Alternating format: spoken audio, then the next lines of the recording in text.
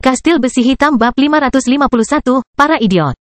Sebuah pesawat tempur tingkat kemarahan besar diparkir di depan Zhang Tai. Sambil mengangkat kepalanya, Zhang Tai menyaksikan pesawatnya sendiri dengan tenang sambil merasa senang di dalam. Zhang Yang dan Zhang Tai sedang meninjau pesawat tempur baru yang baru saja diangkut keluar dari pabrik pesawat Zhang dan lebih dari 130 sukarelawan yang dipekerjakan untuk memanipulasi pesawat. Para sukarelawan ini sangat berpengalaman dalam memanipulasi kapal udara. Mereka melarikan diri dari daerah yang telah dihancurkan oleh setan ke prefektur Huaiyuan. Meski telah menjual kapal udaranya, mereka masih menjalani kehidupan yang sulit di prefektur Huaiyuan. Bencana iblis telah menghancurkan tanah air mereka beserta segala isinya. Iklan bahwa orang-orang direkrut untuk menumpas setan menarik banyak sukarelawan yang ingin pergi ke teater operasi Selne.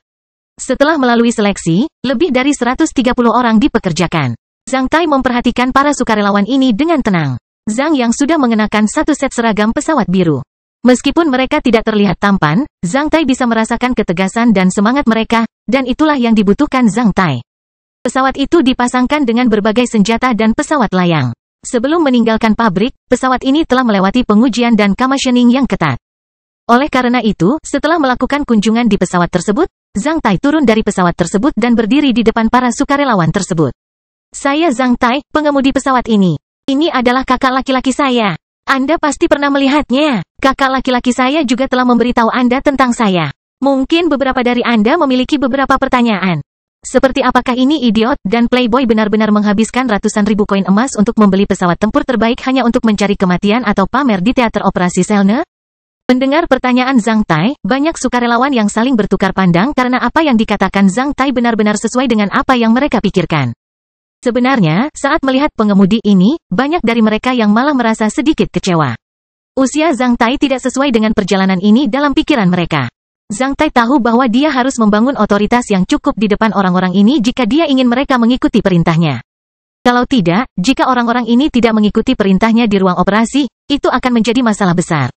Pertama-tama aku ingin bilang, aku bukan seorang playboy. Aku berumur 20 tahun. 5 tahun yang lalu, aku bertugas di Kam Darah Besi Korps Tanduk Besi Kekaisaran Norman. Pada periode itu, aku dipromosikan kepada Letnan 1 dan dianugerahi medali darah besi. Tahukah Anda syarat untuk memiliki medali darah besi di Kam Darah Besi? Mendengar perkenalan diri Zhang Tai, banyak orang menanggapinya dengan tatapan luar biasa karena mereka tidak percaya dengan pengalaman Zhang Tai. Sejujurnya, semua orang yang telah kamu bunuh dan akan kamu bunuh di medan perang selama sisa hidupmu mungkin tidak cocok denganku. Inilah alasan mengapa aku dianugerahi medali darah besi. Nanti, setelah meninggalkan Korps Tanduk Besi, saya kembali ke negeri Jinyun, di mana saya mengalami peristiwa di Kota Dingin Surga. Berpartisipasi dalam penyerbuan Kota Dingin Surga yang diselenggarakan oleh Istana Huaiyuan. Tindakan ini secara langsung meledakkan bencana iblis di Kota Dingin Surga. Kepala boneka iblis yang saya potong yang dipotong juga lebih dari total yang telah kamu potong. Setengah bulan yang lalu, ketika aku kembali dari teater operasi Selne, aku juga menyapu pasukan Korps Iblis. Oleh karena itu, jangan perlakukan aku sebagai seorang playboy. Aku tidak bepergian untuk mencari uang di wilayah operasi Selne, sebaliknya, aku akan melawan iblis di sana. Mendengarkan perkenalan Zhang Tai, orang-orang itu mulai memandang Zhang Tai dengan hormat alih-alih meragukannya. Pengalaman Zhang Tai dan perbuatan baiknya sangat mengagumkan. Apa aku bodoh? Jujur saja, aku punya kesempatan untuk pergi dari sini secepat mungkin ke benua timur, namun, aku menolaknya. Aku harus tinggal karena beberapa alasan. Oleh karena itu, sepertinya aku konyol dalam hal ini. Mata orang lain. Karena alasan ini, saya bahkan kehilangan kesempatan untuk berpartisipasi dalam pertempuran di teater operasi Selne sebagai prajurit resmi Istana Huaiyuan. Itu sebabnya saya mempekerjakan Anda untuk melawan iblis bersama dengan saya. Zhang Tai tersenyum, menurutku, kalian juga adalah sekelompok idiot yang akan mencari kematian di wilayah operasi Selne. Kalian punya alasan dan aku juga punya alasan. Ini dia. Semua relawan tertawa terbahak-bahak. Dengar, itu saja tentang aku. Kamu bisa bertanya padaku jika kamu punya pertanyaan. Tuan, bisakah Anda memberitahu saya mengapa Anda memilih teater operasi Selne? Seorang pria berusia 30 tahun mengangkat tangannya ketika dia bertanya pada Zhang Tai. Jika orang lain ingin mengetahui alasannya, aku akan memberitahu mereka bahwa aku melakukan itu demi masa depan manusia yang cerah. Namun, seperti yang ditanyakan olehmu, aku punya 2 alasan. Pertama, aku sangat membenci iblis. Masing-masing yang punya menyaksikan bencana yang disebabkan oleh setan akan membenci setan. Kedua, wanita tercinta saya ada di teater operasi Selne.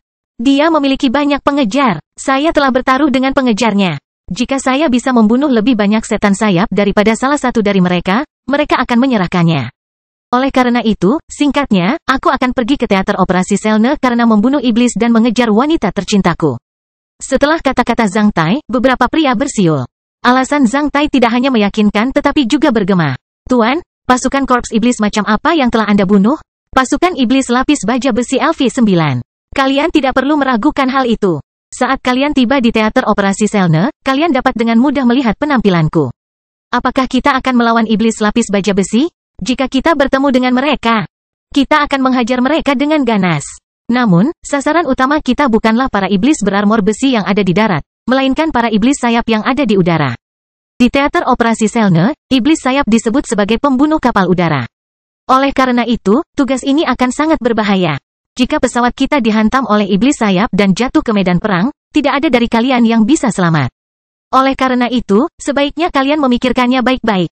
Kalian masih bisa pergi sekarang. Saat pesawat itu berangkat keesokan paginya, kita harus melaksanakan peraturan militer di pesawat itu.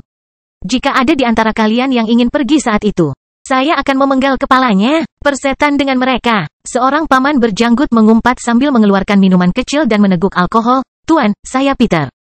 Serahkan saja ruang mesin pesawat itu kepada saya. Jika ada masalah dengan ruang mesin, potong saja ruang mesin saya. Kepala, baik, apakah ada masalah lain? Tuan, pesawat kami belum memiliki nama. Haha, karena kita semua idiot, sebut saja idiot. Orang idiot, semua relawan saling bertukar pandang. Kami orang Tionghoa biasanya mengatakan bahwa orang idiot selalu mempunyai kebahagiaannya sendiri. Menurutku itu adalah nama yang sangat membawa keberuntungan. Zhang Tai tersenyum, aku harap kalian semua bisa bertahan sampai akhir.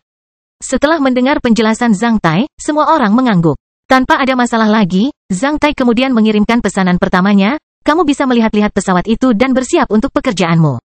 Kami akan berangkat jam 8 pagi berikutnya. Sampai jumpa besok. Setelah memberi hormat kepada Zhang Tai, para relawan itu pergi. Di luar gerbang sebuah rumah sakit di kota Yang. Zhang Tai duduk di dalam kendaraannya dan menyaksikan Nona Daina melemparkan dirinya ke pelukan seorang pria tampan berusia 40 tahun berseragam dokter yang sedang berjalan keluar dari rumah sakit. Sambil mengangkat kotak makan siang berinsulasi dengan tampilan yang bahagia. Nona Daina akan menikah bulan depan. Mereka sudah mengambil foto pernikahan 2 hari lalu. Pria bernama James. Dia seorang dokter di rumah sakit ini. Dia memiliki latar belakang keluarga yang baik dan kualitas moral yang baik tanpa kebiasaan buruk. Inikah kebahagiaan yang diinginkan Nona Daina? Saat melihat hal ini, suasana hati Zhang Tai menjadi rumit. Baiklah, semoga kamu bahagia. Zhang Tai berkata di dalam. Sebelum anggota keluarga Zhang Tai pergi dari sini, Zhang Tai akan mengirim kakak laki-lakinya untuk menanyakan pendapat Nona Daina. Jika mereka juga ingin pergi, Zhang yang akan membawa mereka pergi. Jika mereka tidak ingin pergi, Zhang yang akan memberi mereka banyak uang sebagai hadiah karena telah mengajar putra dan putrinya. Ia juga akan memperkenalkan beberapa temannya kepada Nona Daina dan suaminya. Sampai jumpa, Nona Daina sayang. Menyadari bahwa Nona Daina sedang melirik ke arah ini, Zhang Tai menarik napas dalam-dalam sebelum memberitahu pengemudi, ayo pergi. Kendaraan hitam itu kemudian berangkat. Dina, ada apa? Pria itu bertanya padanya ketika Nona Daina berbalik dan melihat kendaraannya pergi. Itu mungkin Zhang Tai yang ada di dalam kendaraan. Suasana hati Nona Daina menjadi sedikit rumit. Namun, dia menjawab sambil tersenyum, tidak ada. Setelah itu, Zhang Tai kembali ke rumah dan makan malam bersama anggota keluarganya. Setelah mengetahui bahwa Zhang Tai akan kembali ke teater operasi Selne, mata orang tuanya menjadi merah.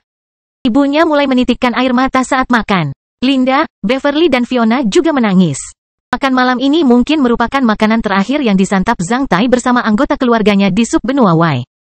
Setelah Zhang Tai kembali ke teater operasi Selne, orang-orang di sini akan segera pindah ke benua timur. Ayah dan ibu, jangan khawatirkan aku. Aku akan baik-baik saja. Aku bisa menghubungi kakak laki-lakiku kapan saja sekarang. Saat aku menyelesaikan tugasku di sana, aku akan datang untukmu di benua timur. Zhang Tai memaksakan senyum karena dia sebenarnya tidak tahu kapan dia akan bertemu orang tuanya di lain waktu. Kastil Besi Hitam Bab 552, Kekaisaran yang Hilang.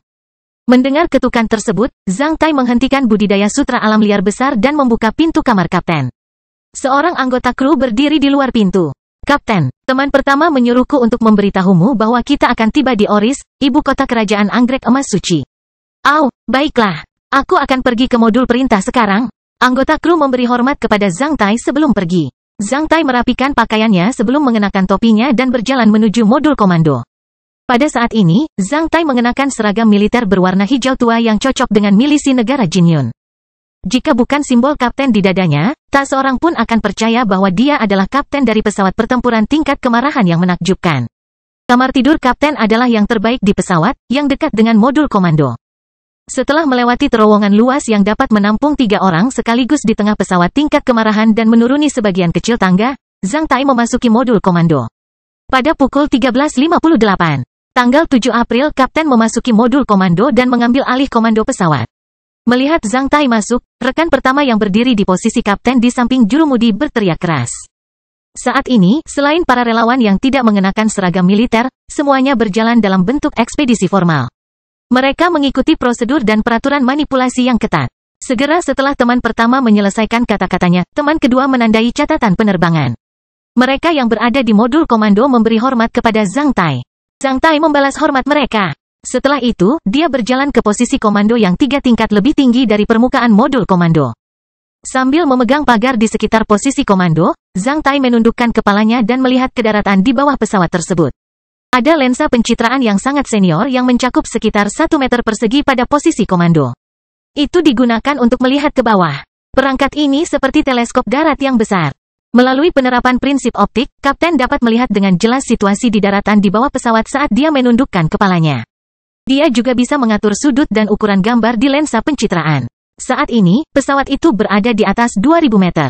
Melalui lensa pencitraan pemandangan burung, Zhang Tai dapat melihat dengan jelas segala sesuatu yang ada di permukaan. Zhang Tai tidak tahu bagaimana tampilan ibu kota kerajaan anggrek emas suci sebelumnya. Namun, saat ini, sebagian besar ibu kota telah berubah menjadi reruntuhan. Dan ini lebih menyedihkan daripada situasi di kota Black Hot. Setelah perang suci pecah 3 bulan lalu, Oris dilanda bencana iblis. Kerajaan anggrek emas suci yang hampir dihancurkan oleh Haiger 7 runtuh sepenuhnya dalam bencana iblis ini. Bahkan sebelum kekaisaran anggrek emas suci benar-benar runtuh, Haiger 7 telah menyampaikan perintah yang tidak masuk akal untuk membubarkan seluruh kekaisaran dan memanggil para kanselir yang masih setia kepadanya untuk mengikutinya ke dunia baru dan membangun negara baru yang penuh dengan cahaya dan cinta. Setelah menyampaikan dekret itu, seluruh keluarga kekaisaran anggrek emas suci menghilang. Oleh karena itu, sulit untuk mengatakan apakah kerajaan anggrek emas suci mati di tangan iblis atau di tangan Haiger 7. Ketika perang suci pecah, beruntung atau tidaknya orang-orang senegaranya memiliki kerajaan yang begitu aneh. Setelah seluruh rumah tangga kekaisaran anggrek emas suci menghilang, semua orang di kota telah kehilangan semangat mereka. Kebanyakan dari mereka telah melarikan diri seperti kaisar yang tidak masuk akal itu sebelum korps boneka iblis tiba di Oris. Mereka yang paling membenci Haiger 7 bukanlah orang-orang sebangsa yang telah begitu banyak disiksa oleh kaisar tersebut dan benar-benar kehilangan kepercayaan diri mereka. Tetapi para pemuda cakap yang bermimpi menjadi menantu kaisar dan pangeran kerajaan anggrek emas suci dengan harga 200 koin emas atau lebih. Meskipun tak seorang pun menghitung berapa banyak pemuda berbakat yang ada di sana. Karena para diplomat kerajaan anggrek emas suci telah membuat iklan di negara-negara di seluruh koridor manusia Black Sun. Diperkirakan setidaknya puluhan ribu orang telah mengajukan permohonan untuk menjadi putra kaisar. Mertua, termasuk Zhang Tai. Total biaya pendaftaran puluhan ribu orang bukanlah jumlah yang sedikit. Selain itu, dikatakan bahwa biaya pendaftaran dibagi menjadi beberapa tingkatan. Peringkat yang berbeda cocok dengan perlakuan yang berbeda. 200 koin emas relatif terjangkau bagi tokoh-tokoh kecil yang bermimpi menjadi tokoh besar. Dikatakan bahwa sejumlah biaya pendaftaran yang dibayarkan oleh klan kaya dan startup baru di subbenua Y untuk menjadi menantu kaisar mencapai ratusan ribu koin emas. Sehingga mereka dapat menikmati perlakuan yang lebih istimewa. Oleh karena itu, tidak ada yang tahu berapa banyak sebenarnya yang telah diambil Haiger 7 atas nama memilih menantunya.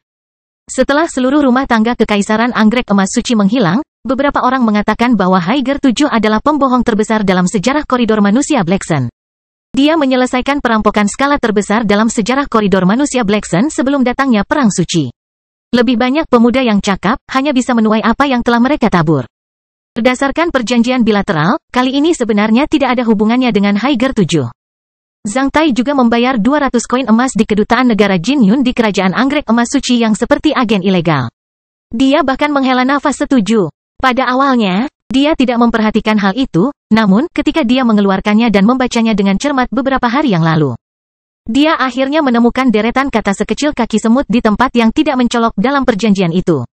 Ketika dipengaruhi oleh force majeure seperti perang dan bencana alam, keluarga Kekaisaran Holy Golden Orchid Empire berhak untuk memperpanjang, mengakhiri atau mengabaikan pemenuhan perjanjian ini.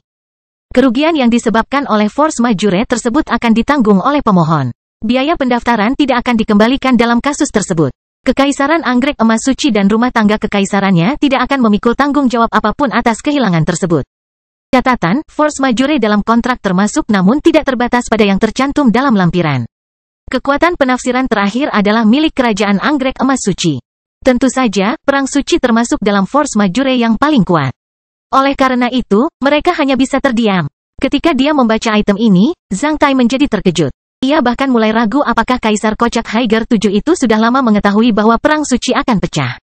Oleh karena itu, dia melakukan perampokan dengan putrinya sebagai umpan. Tidak ada yang bisa menjawab pertanyaan ini. Karena semua bangsawan Kerajaan Anggrek Emas Suci telah menghilang. Tidak ada yang tahu keberadaan mereka. Jika di masa damai, hilangnya semua bangsawan suatu kerajaan pasti akan menyebabkan kekacauan besar, namun ketika banyak negara lenyap atau musnah dan setiap hari banyak orang yang meninggal karena datangnya Perang Suci. Kejadian seperti itu ibarat cipratan tsunami yang akan dilupakan orang dalam sekejap mata. Zhang Tai menyesuaikan lensa pencitraan pemandangan burung dan mengamati situasi Oris di bawah kakinya. Banyak bangunan runtuh atau hancur dalam pertempuran api. Bahkan tidak ada satu orang pun yang masih hidup terlihat di bawah sana. Namun, Zhang Tai sesekali melihat beberapa boneka iblis berkeliaran di reruntuhan. Beginilah tampilan ibu kota, tempat paling makmur di Kerajaan Anggrek Emas Suci di mata Zhang Tai.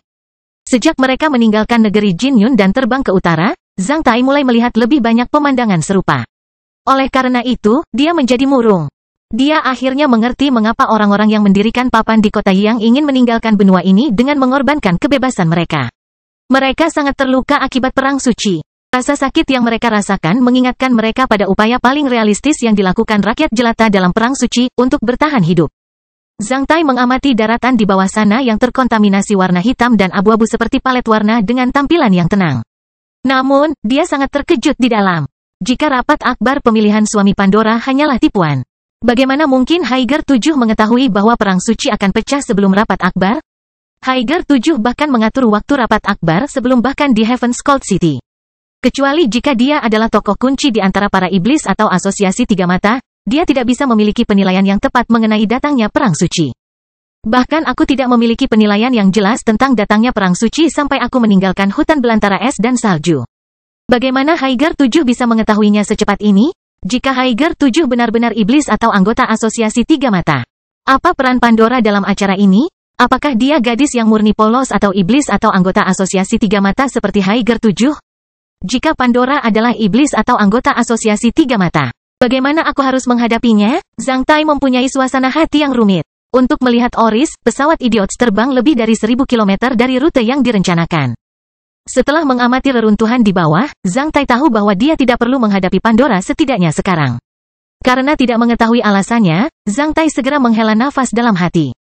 Bahkan jika Pandora benar-benar iblis atau anggota asosiasi tiga mata, Zhang Tai tahu bahwa dia hampir tidak bisa mengarahkan senjatanya ke Pandora, apalagi membunuhnya. Serahkan saja pada waktunya. Hanya setelah 20 menit, pesawat Idiots telah terbang melewati Oris, meninggalkan kota yang hancur ini. Zhang Tai menoleh dan bertanya pada teman pertamanya, apakah ada monster iblis dalam radius ratusan km persegi yang biasanya menyerang kapal udara. Rute ini relatif lebih aman, namun, karena di alam liar, ada banyak makhluk hidup dan binatang iblis yang bermutasi yang mungkin menyerang pesawat kita. Kita dapat dengan mudah menemukannya jika kita mau. Zhang Tai mengangguk. Saat dia ingin pasangan pertama menemukan tempat terdekat baginya untuk membunuh beberapa binatang iblis sehingga membentuk situasi kemunculan kembali masalah serupa demi berlatih glider dan dia mendengar bel peringatan dini berbunyi. Kastil besi hitam bab 553, cambuk api yang berapi-api. Setelah mendengar bel peringatan dini berbunyi, semua orang di modul komando menjadi bersemangat. Teman pertama langsung menyerang tumpukan pipa transmisi suara padat di modul perintah. Dia membuka mulut transmisi suara yang menuju ke pos pengamatan di bagian atas pesawat dan meraung, apa yang terjadi? Ada pertempuran besar-besaran 20 km dari kita di arah jam 9. Ada pertempuran besar-besaran 20 km dari kita di arah jam 9. Suara nyaring terdengar dari pipa transmisi suara sebanyak 2 kali. Sampai teman pertama menjawab, salin itu barulah berhenti. Dalam sepersekian detik, semua orang berbalik dan memandang Zhang Tai. Kapal udara seperti Idiots dapat memilih untuk bergabung dalam pertempuran darat atau tidak. Sebagai angkatan bersenjata rakyat yang spontan menuju wilayah operasi Selne, tidak ada yang memaksa mereka melakukan sesuatu. Itu hanya bergantung pada kaptennya. Hanya ketika mereka tiba di teater operasi Selne tindakan mereka dapat dibatasi. Bunyikan alarm pertempuran, bersiaplah untuk menyerang tanah. Balikkan pesawatnya, aku akan melihat ke bawah sana. Zhang Tai segera mengirimkan pesanannya. Pada hari ketiga setelah meninggalkan negeri Jinyun, para idiot membunyikan alarm pertempuran untuk pertama kalinya. Segera setelah itu, semua orang di pesawat menjadi sibuk karena kegembiraan. Setelah menyesuaikan sudutnya secara fleksibel, badan besar berbentuk segitiga dari pesawat tingkat kemarahan itu segera mempercepat kecepatannya dan terbang menuju medan perang di kejauhan. Zhang Tai menyesuaikan sudut lensa pencitraan pemandangan burung di depannya dan langsung menangkap pemandangan di medan perang yang berjarak 20 km. Pasukan manusia sedang mengungsi dari sebuah lembah. Sementara boneka-boneka iblis mengejar mereka dari dekat. Sejumlah besar wanita dan anak-anak berlari ke arah timur dengan tergesa-gesa. Pasukan manusia itu berfungsi sebagai perisai dan penghalang bagi para wanita dan anak-anak. Pasukan manusia sedang menjaga jembatan di tepi sungai dan mencegah boneka iblis menerobos. Kedua pihak bertempur sengit di dekat jembatan. Zhang Tai menemukan beberapa orang sedang berusaha menghancurkan jembatan untuk menahan boneka-boneka iblis tersebut. Namun abutmen jembatan tersebut berupa rangka baja yang hampir tidak dapat hancur seluruhnya. Pada saat yang sama, pasukan manusia dipaksa mundur oleh boneka-boneka iblis selangkah demi selangkah. Ada lebih dari 10.000 tentara manusia dan sekitar 30,000 sampai 40,000 boneka iblis di seluruh medan perang. Selain itu, semakin banyak boneka iblis yang bergegas keluar dari lembah. Di mata Zhang Tai, ini bukanlah pertempuran berskala besar, namun, itu sangat dahsyat. Terutama ketika semakin banyak boneka iblis yang keluar dari lembah, situasi pasukan manusia menjadi kritis. Kamu perintahkan pertempuran berikut ini. Kamu dapat memobilisasi segala cara di pesawat dan memberikan pukulan tajam pada boneka-boneka iblis itu. Hancurkan jembatan itu dan biarkan pasukan manusia, wanita dan anak-anak keluar dari sana dengan selamat. Zhang Tai menyampaikan perintah kepada teman pertama. Ya Pak, jawab teman pertama dengan lantang. Setelah itu, dia melirik jam di modul komando sebelum berteriak dengan keras, pada pukul 14.27, tanggal 7 April pesawat tersebut menghadapi pertempuran. Pasangan pertama mengambil alih komando pertempuran. Untuk memerintahkan pesawat untuk bergabung dalam pertempuran darat diperlukan keterampilan komando yang sangat senior. Seseorang harus belajar 3 tahun di Akademi Militer Reguler ditambah latihan bertahun-tahun sebelum menjadi komandan kapal udara yang berkualitas. Karena Zhang Tai belum mempelajari kursus komando pesawat apapun di perguruan tinggi atau diajarkan dalam praktik. Maka hal itu memang di luar kemampuannya untuk memimpin pesawat tersebut untuk bergabung dalam pertempuran. Oleh karena itu, dalam kasus seperti itu, Zhang Tai menunjuk pasangan pertama yang merupakan seorang komandan kapal udara berpengalaman. Zhang Tai akan memutuskan apakah mereka akan bergabung dalam pertempuran atau tidak, sementara pasangan pertama akan menentukan cara bertarung dengan persetujuan semua anggota kru di pesawat tersebut. Lagi pula, tidak ada seorang pun yang mau menyerahkan nyawanya ke tangan orang luar. Pada saat ini, peran Zhang Tai sama seperti peran komisaris politik dalam pasukan manusia sebelum bencana. Sebenarnya, kekuasaan Zhang Tai jauh lebih besar dibandingkan dengan komisaris politik. Dengan kata lain, rekan pertama di pesawat itu lebih seperti penasihat pertempuran senior. Ketinggian, rekan pertama meraung di modul komando sementara seluruh modul komando memasuki kondisi pertempuran yang menegangkan. 2100. Salah satu kru yang berdiri di depan banyak dashboard menjawab dengan lantang sekaligus. Berapa lama waktu yang kita butuhkan untuk mendekati target? 4,57, suara lain berteriak.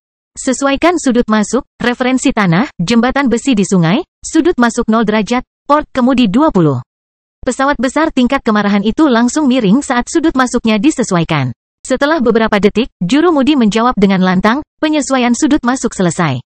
Menyelam dalam 30 detik, tinggi 400. Ulangi, menyelam dalam 30 detik, tinggi 400. Staf sinyal menyalakan lampu sinyal menyelam sambil berteriak ke arah pipa transmisi suara di depannya. Setelah 30 detik, semua orang di modul komando mengambil pegangan tangan di samping mereka, termasuk Zhang Tai.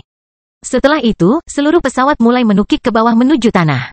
Pada saat ini, Zhang Tai merasa terjatuh dari gedung tinggi saat dia merasakan darahnya mendidih. Setelah hampir 2 menit, pesawat tersebut secara bertahap memulihkan stabilitasnya. Ketinggian 400. Kompartemen bom, siapkan bom gel fosfor putih, 3 dalam 1 kelompok, kepadatan satuan 4. Pertarungan di darat menjadi lebih jelas ketika Zhang Tai mencapai ketinggian ratusan meter. Beberapa boneka iblis telah menyerbu jembatan itu, memaksa semua prajurit manusia ke sisi lain jembatan. Meskipun saat ini, pasukan manusia masih belum menyadari adanya pesawat sebesar itu di udara. Sampai tubuh besar pesawat tingkat kemarahan itu menyebabkan area bayangan yang luas di tanah, banyak prajurit manusia yang mengangkat kepala dan meliriknya. Pesawat itu baru saja terbang melewati jembatan. Boneka-boneka setan itu berkerumun di jembatan besi. Lepaskan. Setelah auman teman pertama, 3 tong hitam turun dari pesawat seperti ayam yang bertelur. Ketika mereka berada lebih dari 20 meter di atas tanah, 3 tong hitam itu berkilau. Tak lama setelah itu, semuanya meledak, menggambar garis api hitam di langit. Garis api menebas jembatan itu seperti cambuk api di tangan dewa. Akibatnya, seluruh jembatan beserta tanah di tepi sungai dan ujung jembatan langsung terbakar seperti panci berisi minyak mendidih yang dinyalakan. Semua boneka iblis di jembatan mulai terbakar secara bersamaan. Seperti banyak obor yang menyala, jembatan mulai terbakar, termasuk rangka baja dan tanah di ujung jembatan. Cambuk ini panjangnya sekitar 100 meter, itu seperti api neraka yang lebih panas dari 2000 derajat Celcius. Pesawat itu terbang melewati jembatan dan bergegas ke lembah tempat boneka-boneka iblis terus-menerus berhamburan keluar. Saat melihat kerumunan boneka iblis, Zhang Tai menarik napas dingin. Sudah ada puluhan ribu boneka iblis di luar lembah. Namun, setidaknya ada 70.000 hingga 80.000 boneka iblis yang tersisa di lembah. Seperti segerombolan belalang yang ingin keluar dari lembah untuk menelan orang, semua boneka iblis itu mengeluarkan suara aneh ke arah pesawat idiot di udara dengan mata berdarah dan tatapan muram. Bunuh para bajingan ini, Zhang Tai meraung di modul perintah. Melepaskan, melepaskan, melepaskan. Setelah melemparkan 7 kelompok bom gel fosfor putih, seluruh lembah mulai berkobar. Begitu banyak boneka iblis yang dibakar dan mulai meratap. Mereka ingin memadamkan api pada diri mereka sendiri dengan berguling-guling di tanah. Namun, mereka sulit melakukannya di lembah sempit seperti itu. Selain itu, lemak dan karbohidratnya dibakar. Mereka hanya berlarian dan dengan mudah membakar rumput liar dan semak belukar di lembah. Akibatnya seluruh lembah tertutup kobaran api. Boneka iblis memiliki vitalitas yang sangat besar. Meski dibakar, namun tidak bisa langsung berubah menjadi abu. Mereka juga tidak akan mati seketika. Namun, semua boneka iblis segera kehilangan kekuatan bertarungnya. Dalam suhu setinggi itu, mata mereka langsung hancur. Cacing boneka menempati otak boneka yang di iblis. Mereka tidak mempunyai perasaan mengenai trauma fisik yang umum terjadi pada boneka-boneka setan. Namun, mereka memiliki kepekaan yang lebih tajam terhadap suhu dibandingkan orang normal.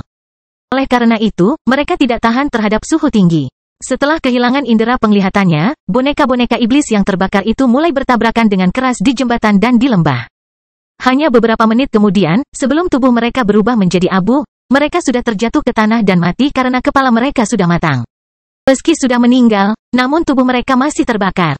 Banyak boneka iblis yang terpaksa melompat ke dalam arus deras karena suhu tinggi dan nyala api. Akibatnya, mereka tersingkir. Sulit untuk mengatakan berapa banyak dari mereka yang bisa bertahan sampai akhir. Pasukan manusia di ujung pengantin wanita juga terpaksa mundur sekitar 100 meter. Setelah membunuh boneka iblis yang telah mencapai ujung jembatan ini, semua orang bersorak saat melihat pesawat itu kembali setelah membuat lingkaran di udara. Boom! Dalam kobaran api yang dahsyat, rangka baja itu menjadi lunak. Beberapa bagiannya menjadi besi cair beserta kabel bajanya. Jembatan itu kemudian runtuh. Kastil besi hitam bab 554, Badan Ketahanan Air Awal. Zhang Tai sangat terkejut dengan serangan pertama para idiot ke tanah. Pesawat tersebut melemparkan 24 bom gel fosfor putih sebanyak 8 kali, masing-masing 3 kali. Meskipun korban dari anggota kru adalah 0, pencapaiannya luar biasa karena mereka membunuh setidaknya 40.000 boneka iblis. Menghancurkan jembatan besi dan berhasil melindungi pasukan manusia serta wanita dan anak-anak. Ia juga mendapat manfaat dari medannya. Jika itu adalah medan lain, boneka iblis akan memiliki ruang lebih besar untuk bergerak. Jika demikian, 24 bom gel fosfor putih tidak akan memberikan dampak yang besar. Namun, faktor terpenting dalam kemenangan pertempuran ini adalah dominasi udara luar biasa di pihak Zhang Tai yang ia rasakan untuk pertama kalinya. Jika bukan di medan perang sesungguhnya, Anda tidak akan pernah tahu pentingnya dominasi udara. Setelah pengalaman ini, Zhang Tai mendapatkan pemahaman yang jelas tentang konsep dominasi udara. Apa yang dimaksud dengan dominasi udara? Sederhananya, saya bisa mengalahkan Anda, namun kamu tidak bisa mengalahkanku. Aku akan mengalahkanmu kapanpun aku mau. Anda tidak dapat mempertahankan serangan saya sama sekali. Setelah mengalahkanmu, aku akan pergi, namun kamu tidak bisa mengejarku. Ketika Anda dan musuh Anda sama-sama bertarung di darat, itu adalah pertarungan 2 dimensi. Namun, ketika Anda berada di udara dan musuh Anda berada di darat, Anda akan memiliki dominasi udara. Semua anggota idiots menjadi gembira dengan kemenangan besar tersebut. Sejak mereka menaiki pesawat tersebut, mereka bertekad untuk memberikan pukulan keras kepada iblis. Pertarungan ini saja telah membuat mereka semua merasakan perjalanan yang berharga. Dalam kata-kata pasangan pertama, pertempuran ini sudah membuahkan hasil bagi pesawat pertempuran. Jika berada dalam satu pasukan, setelah pertempuran seperti itu, masing-masing dari mereka akan dianugerahi medali. Meskipun mereka tidak mendapatkan medali di Idiots, setelah pertempuran ini, mereka semua mulai percaya bahwa nama Idiots membawa keberuntungan bagi pesawat ini. Jika Zhang Tai tidak ingin melihat Oris atau bertekad untuk bergabung dalam pertempuran darat, mereka tidak akan mendapatkan pencapaian sebesar itu. Anggota awak kapal udara dan tukang perahu adalah kelompok yang paling percaya tahayul, selama kapten mereka bisa membawa keberuntungan dan kemenangan bagi pesawat tersebut. Meskipun kaptennya tidak tahu apa-apa tentang komando, mereka juga bisa mendapatkan rasa hormat yang tulus dari para awak kapal dan awak kapal. Para prajurit manusia di darat menunjukkan rasa hormat mereka kepada pesawat itu dengan gembira. Seseorang mengirimkan sinyal cahaya ke arah pesawat dengan menghadapkan cermin logam mengkilap di armor mereka ke arah sinar matahari. Kapten, pasukan darat menyampaikan rasa terima kasih mereka kepada kita. Mereka adalah Brigade Infanteri yang berafiliasi dengan pasukan sekutu manusia melawan iblis di wilayah ini. Mereka menanyakan tentang penunjukan kita dan ingin mengundang kita ke markas mereka. Seorang petugas sinyal segera menerjemahkan sinyal yang diluncurkan dari tanah dan memberitahu Zhang Tai dengan keras. Terima kasih atas niat baik mereka. Beritahu mereka, pesawat kami adalah pasukan swasta prefektur Huaiyuan, negara Jinyun. Kami sekarang menuju teater operasi Selne untuk memberikan pukulan hebat kepada para iblis. Semoga beruntung untuk mereka. Zhang Tai tersenyum. Segera setelah sinyal cahaya diluncurkan ke bawah, kelompok sinyal lain datang dari tanah. Mereka bilang, selamat berlayar. Ayo pergi. Setelah pesawat itu membuat lingkaran di atas medan perang, ia meninggalkan tempat ini menuju utara. Setelah pertempuran ini, Zhang Tai merasakan semangat meningkat di seluruh modul komando. Kapten, apakah menurutmu kita bisa mendapatkan makanan enak sebagai hadiahnya? Teman pertama bertanya pada Zhang Tai. 6. Suruh para juru masak membuatkan makanan enak untuk kita. Masing-masing bisa minum segelas wine buah di malam hari. Setelah makan malam matang, kamu bisa langsung memakannya. Jangan telepon aku kecuali ada sesuatu yang penting. Saya akan berkultivasi kembali di kamar saya. Dalam keadaan darurat, jika saya tidak memberikan tanggapan apapun kepada Anda, itu berarti saya telah menutup indera saya dan tidak dapat diganggu. Dalam hal ini, Anda dapat menanganinya sesuai kebijaksanaan Anda. Ya Pak, setelah mengangguk kepada mereka, Zhang Tai meninggalkan modul komando dan kembali ke kamar eksklusifnya. Dalam perjalanan kembali ke kamarnya sendiri, semua anggota kru yang bertemu Zhang Tai lebih menunjukkan rasa hormat kepada Zhang Tai. Kamar kapten adalah yang paling mewah dan luas di pesawat itu. Seluruh ruangan mencakup lebih dari 30 meter persegi. Hanya ruangan ini yang dilengkapi dengan seperangkat perlengkapan mandi independen di seluruh pesawat pertempuran. Hanya Zhang Tai yang memenuhi syarat untuk mandi di pesawat tersebut. Ini adalah salah satu hak istimewa kapten. Setelah memasuki ruangan, Zhang Tai menguncinya dari dalam. Setelah itu, dia memasuki kastil besi hitam. Setelah 3 tahun, terlalu banyak air yang diserap di kolam kekacauan di kastil besi hitam dari aliran bawah tanah. Hasilnya, Heller memperluas wilayahnya dari kurang dari 1 km persegi menjadi hampir 100 km persegi. Ketika Zhang Tai memasukinya, dia merasa seperti memasuki dunia luas lainnya. Pohon kecil itu masih berada di tengah, namun, dengan meningkatnya nilai aura, banyak kayu di sekitar pohon kecil itu yang tumbuh sangat tinggi. Beberapa hutan, terutama pohon ek dan tajuk payung bahkan tingginya lebih dari 10 meter atau puluhan meter. Kebun anggur, kebun ceri, dan kebun yang tertata rapi membuat Zhang Tai menyenangkan dan membuat Zhang Tai merasa berprestasi. Setelah mengingat jendela upeti dasar yang sudah lama tidak dia periksa, Zhang Tai mengkliknya dengan santai sementara kotak dialog semi-transparan muncul di depan matanya. Kastil besi hitam, panjang 13 krusa, lebar 13 krusa, nilai aura 4.785.189, nilai manfaat 793.176, penyimpanan energi dasar 8.631.473, keluaran khusus hewan cacing tanah nomor 1. Lebah nomor 1 tanaman, kentang nomor 1, bakten pasir nomor 1, anggur nomor 1, beras nomor 1, labu nomor 1, gandum nomor 1. Mikroorganisme, ragi reiki energi esensial. Zhang Tai merasa bahwa dia belum pernah sekaya ini sebelumnya ketika dia membaca kotak dialog. Selain area kastil besi hitam yang sangat luas serta hewan dan tumbuhan yang bermutasi, bahkan nilai aura dan penyimpanan energi dasar kastil besi hitam telah mencapai jutaan. Dimulai dari ragi reiki energi esensial, Zhang Tai menamai semua makhluk hidup yang bermutasi dengan cara yang paling malas. Makhluk hidup itu akan diberi nama sesuai dengan waktu mereka bermutasi. Yaitu yang bermutasi pertama kali akan diberi nama nomor 1, yang bermutasi kedua kali akan diberi nama nomor 2, jika banyak jenis mutasi diselesaikan pada saat yang sama. Makhluk hidup akan diberi nama nomor 2.1 atau nomor 2.2.dll. Meskipun metode penamaannya kurang estetis, namun sangat mudah dan jelas dimengerti. Dalam 3 tahun ketika Zhang Tai tertidur, lebah, anggur, beras, labu, dan gandum di kastil besi hitam telah menyelesaikan satu putaran mutasi. Setelah mutasi, makhluk hidup tersebut menjadi sangat cocok dengan lingkungan dan lebih produktif. Menurut Heller, makhluk hidup yang bermutasi adalah makhluk hidup yang benar-benar baru dengan sifat yang lebih baik. Meskipun varietas-varietas tersebut belum tersedia saat ini, Zhang Tai selalu merasa bahwa varietas-varietas tersebut pasti akan memainkan peran besar di masa depan. Setelah menutup panel atribut dasar Castle of Black Iron, Zhang Tai berjalan menuju pohon kecil. Di antara buah-buahan di pohon kecil itu, Zhang Tai benar-benar melihat situasi munculnya kembali masalah dalam pertempuran terakhir dan buah penebusan yang telah lama tergantung di sana rasa terima kasih dari ikan skala pasir. Zhang Tai meletakkan tangannya di atas buah itu dan langsung terkejut dengan kata-kata di bawah buah itu. Buah penebusan ucapan terima kasih dari ikan sisik pasir. Penggunaan, petik dan langsung dimakan. Perhatian, buah tidak bisa dikeluarkan dari Castle of Black Iron. Setelah 12 jam dipetik dari pohon, energi dan vitalitasnya perlahan-lahan menurun. Dengan buah ini, Castle Lord dapat meningkatkan ketahanan dinginnya sebesar 672% di air dan lingkungan dingin serta kepekaan terhadap aliran air sebesar 2172%. Buah ini sudah matang. Dengan itu, ketahanan dingin dan kepekaan aliran air Anda akan mencapai batas atas dengan melepaskan ikan skala pasir. Dengan buah ini, Castle Lord akan meningkatkan ketahanan dinginnya di air dan lingkungan dingin sebanyak 20 kali lipat dan sensitivitas aliran air sebanyak 35 kali lipat. Beberapa DNA Anda yang terkait dengan ini akan diaktifkan sepenuhnya. Kali ini, tubuhmu akan mencapai tubuh kedap air awal. Efek dari badan kedap air awal adalah sebagai berikut. 1.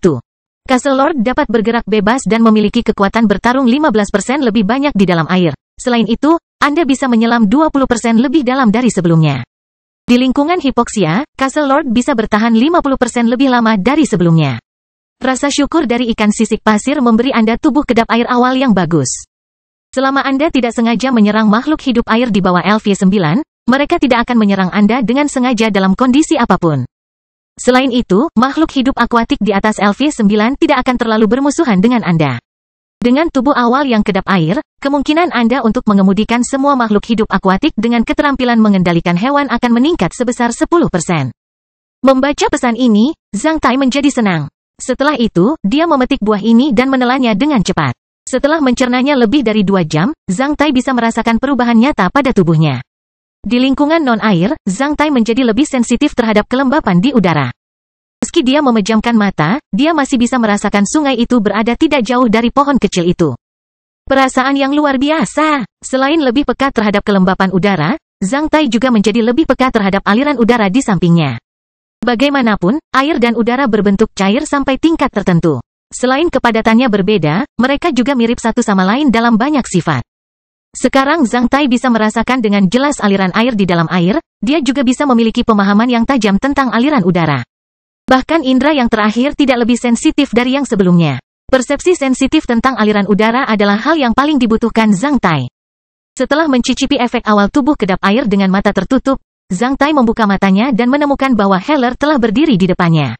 Ah, Heller, kapan kamu datang ke sini? Saat Anda sedang mencerna buah penebusan itu, tuanku. Zhang Tai kemudian bertanya kepada Heller. Dapatkah Anda memberitahu saya apakah saya masih akan mendapatkan buah penebusan lainnya atau tidak jika saya melepaskan lebih banyak ikan sisik pasir setelah memakan buah ini? Setiap spesies hanya dapat memberi Anda buah penebusan dalam jumlah terbatas, tuanku. Batas atas ini juga merupakan batas beberapa spesies dalam meningkatkan tubuh Anda. Heller menambahkan, meskipun Anda tidak akan mendapatkan buah penebusan, tetapi jika Anda terus membebaskan ikan sisik pasir, Anda masih bisa memiliki nilai pahala.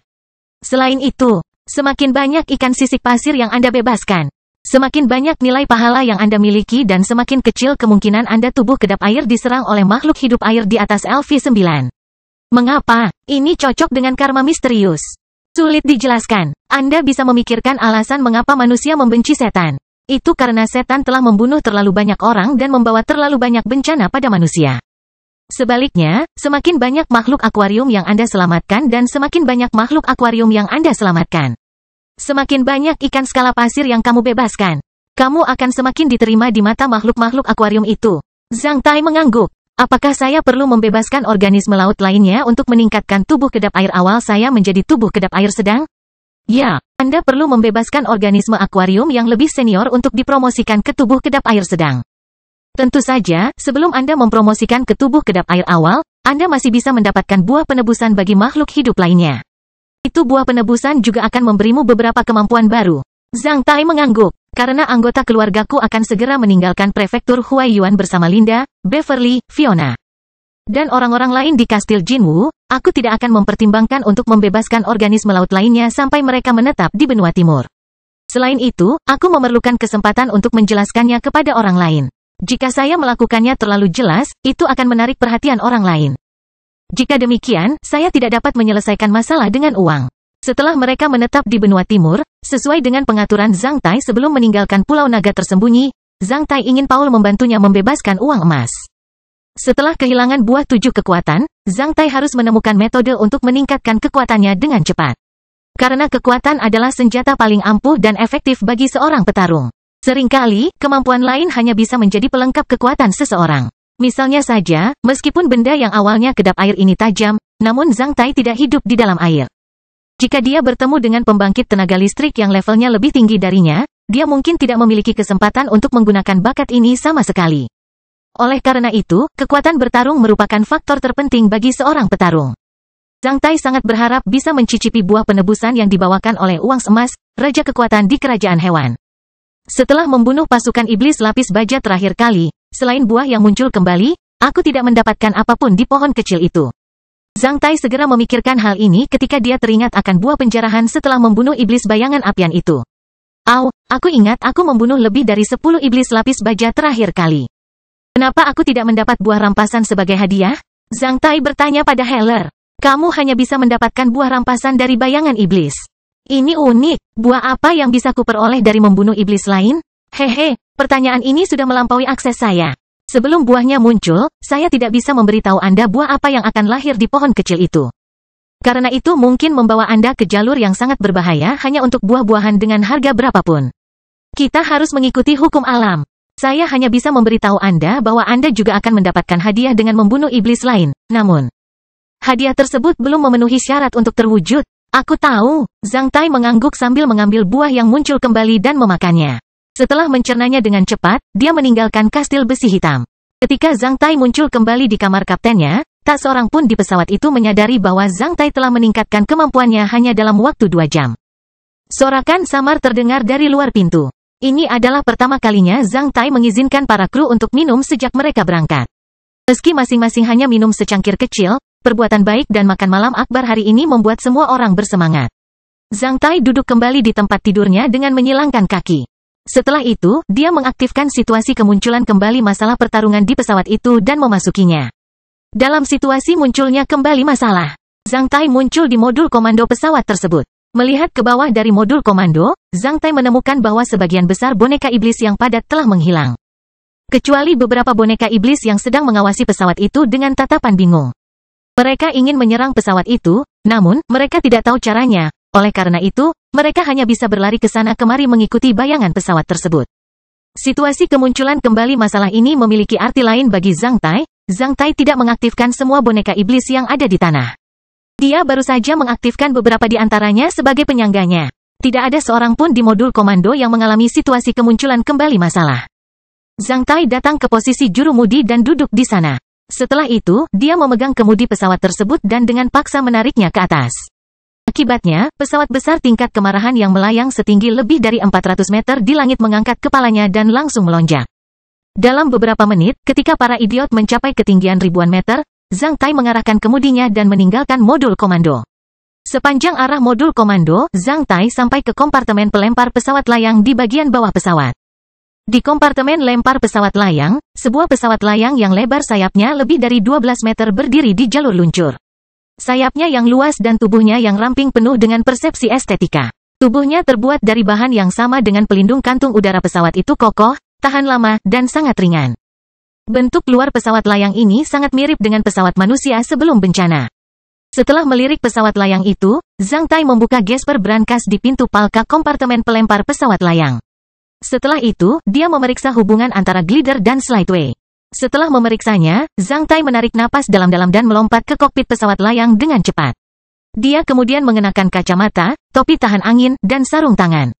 Dia melihat tuas pengoperasian, pedal, tombol dan palang di kokpit ketika dia mulai mengingat detail buku manipulasi tentang pesawat layang yang telah dia baca beberapa hari ini. Setelah itu, dia menggosok tangannya. Mudah-mudahan, saya tidak mati mengenaskan pada percobaan pertama. Zhang Tai bergumam sambil meletakkan tuas operasi di tangan kirinya. Saat dia meletakkan tuas operasi, Zhang Tai merasakan angin kencang. Setelah pintu palka terbuka, pesawat layang itu langsung meluncur dari pesawat. Ketika pesawat layang itu meluncur dari pesawat, jantung Zhang Tai terhenti selama beberapa detik. Tak lama setelah itu, dia menemukan bahwa pesawat layang itu tidak terus turun. Sebaliknya, ia membuka sayapnya setelah meninggalkan pesawat sejauh lebih dari 20 meter. Zhang Tai berseru di dalam pesawat layang, "Wuh!" Hanya 10 menit kemudian, pesawat layang itu lepas kendali dan mulai menukik ke tanah. Zhang Tai dengan cepat membuka kancing gespernya saat dia mengeluarkan jamur logam dari kokpit. Dia kemudian dengan paksa menekan tombol pada jamur logam itu. Potongan payung rotacute langsung menjulur di udara dan menarik Zhang Tai keluar dari pesawat layang yang turun. Sentuhan dekat pertama antara Zhang Tai, glider, dan rotacute berakhir pada saat itu. Hanya setelah 10 menit, Zhang Tai turun dengan pesawat layang dari kompartemen lempar idiot sekali lagi. Kali ini, Zhang Tai berdiri selama lebih dari 30 menit di udara. Zhang Tai bertahan selama 2 jam di udara untuk ketiga kalinya. Pada keempat kalinya, Zhang Tai tidak lagi menggunakan rotacute-nya. Pada kali kelima, Zhang Tai mulai mempermainkan pesawat layangnya di udara. Hal ini menunjukkan dampak dari situasi munculnya kembali masalah. Semuanya sepenuhnya merupakan kemunculan kembali hal itu dalam kenyataan. Dalam kasus seperti itu, Zhang Tai belajar cara mengemudikan pesawat layang hanya dalam waktu setengah hari. Setelah beberapa kali mencoba dengan berani mengorbankan nyawa dan pesawat layangnya, keterampilan mengemudi Zhang Tai meningkat pesat. Pada hari kedua, kemampuan mengemudi Zhang Tai hampir menyamai kemampuan pengemudi profesional.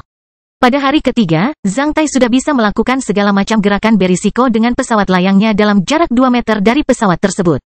Pada hari keempat, Zhang Tai memainkan permainan petak umpet dengan segerombolan burung ibis paruh besi di pesawat layangnya. Saat dia mengemudikan pesawat layang dengan satu tangan, dia terus-menerus memicu baut telapak tangannya dengan tangan lainnya. Dengan dentuman sonik yang terus-menerus, burung ibis paruh besi yang mengejar pesawat layang berubah menjadi kabut darah. Itu benar-benar zona larangan terbang dalam jarak 400 meter dari pesawat layang. Pada hari ke-6, setelah lebih dari 1 bulan, para idiot akhirnya tiba di teater operasi Selne. Kastil besi hitam bab 555, peringkat eksploitasi militer. Zhang Tai tiba di Crystal Battle Fortress pada tanggal 14 April. Sebagai markas garis depan negara Jinyun di teater operasi Selne. Para idiot harus mendaftar di sini sebelum diizinkan untuk berpartisipasi dalam aksi di teater operasi Selne dan mendapatkan hak akses wilayah udara. Menurut perintah terkait di medan operasi, idiot lebih bebas daripada pasukan reguler. Namun, itu juga harus mengikuti perintah pasukan pesawat negara Jinyun. Bila diperlukan, militer negara Jinyun berhak mengambil alih komando para idiot. Tanpa pasokan dan pemeliharaan pangkalan kapal udara di darat, kapal udara di udara tidak akan berkelanjutan. Jika ingin menikmati layanan darat, tentunya harus memikul komitmen dan tanggung jawab yang sesuai. Meskipun idiots bersifat sukarela, hak dan kewajibannya setara. Zhang Tai tidak menentang kewajiban yang harus mereka ambil. Karena Lan Yunxi adalah komandan pasukan pesawat di negeri Jinyun, Zhang Tai bisa menerima bahwa para idiot berada di bawah kendalinya. Dia tidak percaya bahwa Lan Yunxi akan menyusahkannya. Di satu sisi, Zhang Tai ada di sini untuk Lan Yunxi, di sisi lain, sebagai seorang pejuang manusia. Zhang Tai berpikir bahwa ia harus melakukan sesuatu untuk anggota keluarga, teman, dan banyak rakyat jelata. Jika iblis dilawan di sini selama 1 hari lagi, orang-orang di belakang garis depan akan memiliki waktu 1 hari lagi untuk mengungsi. Jika lebih banyak setan dibunuh di sini, lebih sedikit orang yang akan mati di masa depan. Ini adalah misi dan tanggung jawab suci setiap pejuang manusia. Selain itu, karena hubungan antara Zhang Tai dan hutan belantara es dan salju, Zhang Tai tahu bahwa dia harus melawan iblis di subbenua Wei sampai mati. Dia sebaiknya menghadapi iblis sendiri dan terbiasa dengan pertarungan melawan iblis daripada menunggu iblis tiba di hutan belantara es dan salju. Dalam pertarungan seperti itu, dia bisa mendapatkan buah yang lebih menakjubkan dan tumbuh kuat dengan cepat. Setiap bangsa ditakdirkan menghadapi perang suci. Sebagai manusia, dia tidak punya pilihan lain selain menghadapi iblis tanpa gentar. Teater operasi Selne dipenuhi asap bom gel fosfor putih. Saat Zhang Tai turun dari pesawat dan mendarat di pangkalan pesawat, dia menyadari bahwa dia dikelilingi oleh orang lain. Banyak anggota kru darat yang berdiskusi tentang idiots. Mereka penasaran dengan nama dan status idiot. Apakah itu kamu? Ketika melihat Zhang Tai turun dari pesawat, seorang perwira muda militer Tiongkok berpangkat mayor menjadi terkejut. Kamu kembali. Zhang Tai tidak tahu namanya. Namun, dia mendapat kesan padanya di modul komando pesawat Lan Yunxi 1 bulan lalu. Orang ini juga salah satu pengejar Lan Yunxi. Aku tidak peduli kamu berasal dari klan mana. Sekarang kamu berani puas denganku demi Lan Yunxi, kali ini aku akan menempatkanmu di bawah kakiku. Tentu saja ini aku. Zhang Tai tertawa terbahak-bahak. Saya ingin tahu berapa banyak iblis sayap yang telah Anda bunuh selama sebulan terakhir? Kurang lebih. Ada yang membunuh lebih dari 10 orang, aku juga membunuh 3 orang. Mayor itu memperhatikan Zhang Tai sambil tersenyum, senang melihatmu kembali. Jika kamu tidak kembali, kami tidak akan tahu siapa pemenang akhirnya. Jika kamu tidak dapat membunuh bahkan satu iblis sayap pun, kami harus mengulanginya adegan seperti sebelumnya. Itu akan membosankan. Lebih dari 10, lumayan. Zhang Tai mendecakkan bibirnya, aku ingin tahu bagaimana caramu menghitungnya. Kakak magang senior, bagaimana jika seseorang mendaftarkan lebih banyak daripada yang telah dia bunuh?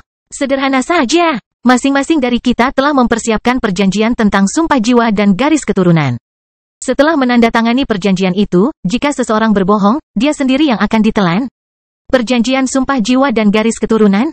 Zhang Tai menjadi sedikit terkejut. Saat dia mengikuti pelatihan bertahan hidup di lembah serigala liar pada awalnya, dia bahkan menggunakan ini untuk menakut-nakuti orang lain. Sebenarnya, Zhang Tai bahkan belum sempat melihat kesepakatan sesungguhnya mengenai sumpah jiwa dan garis keturunan saat ini.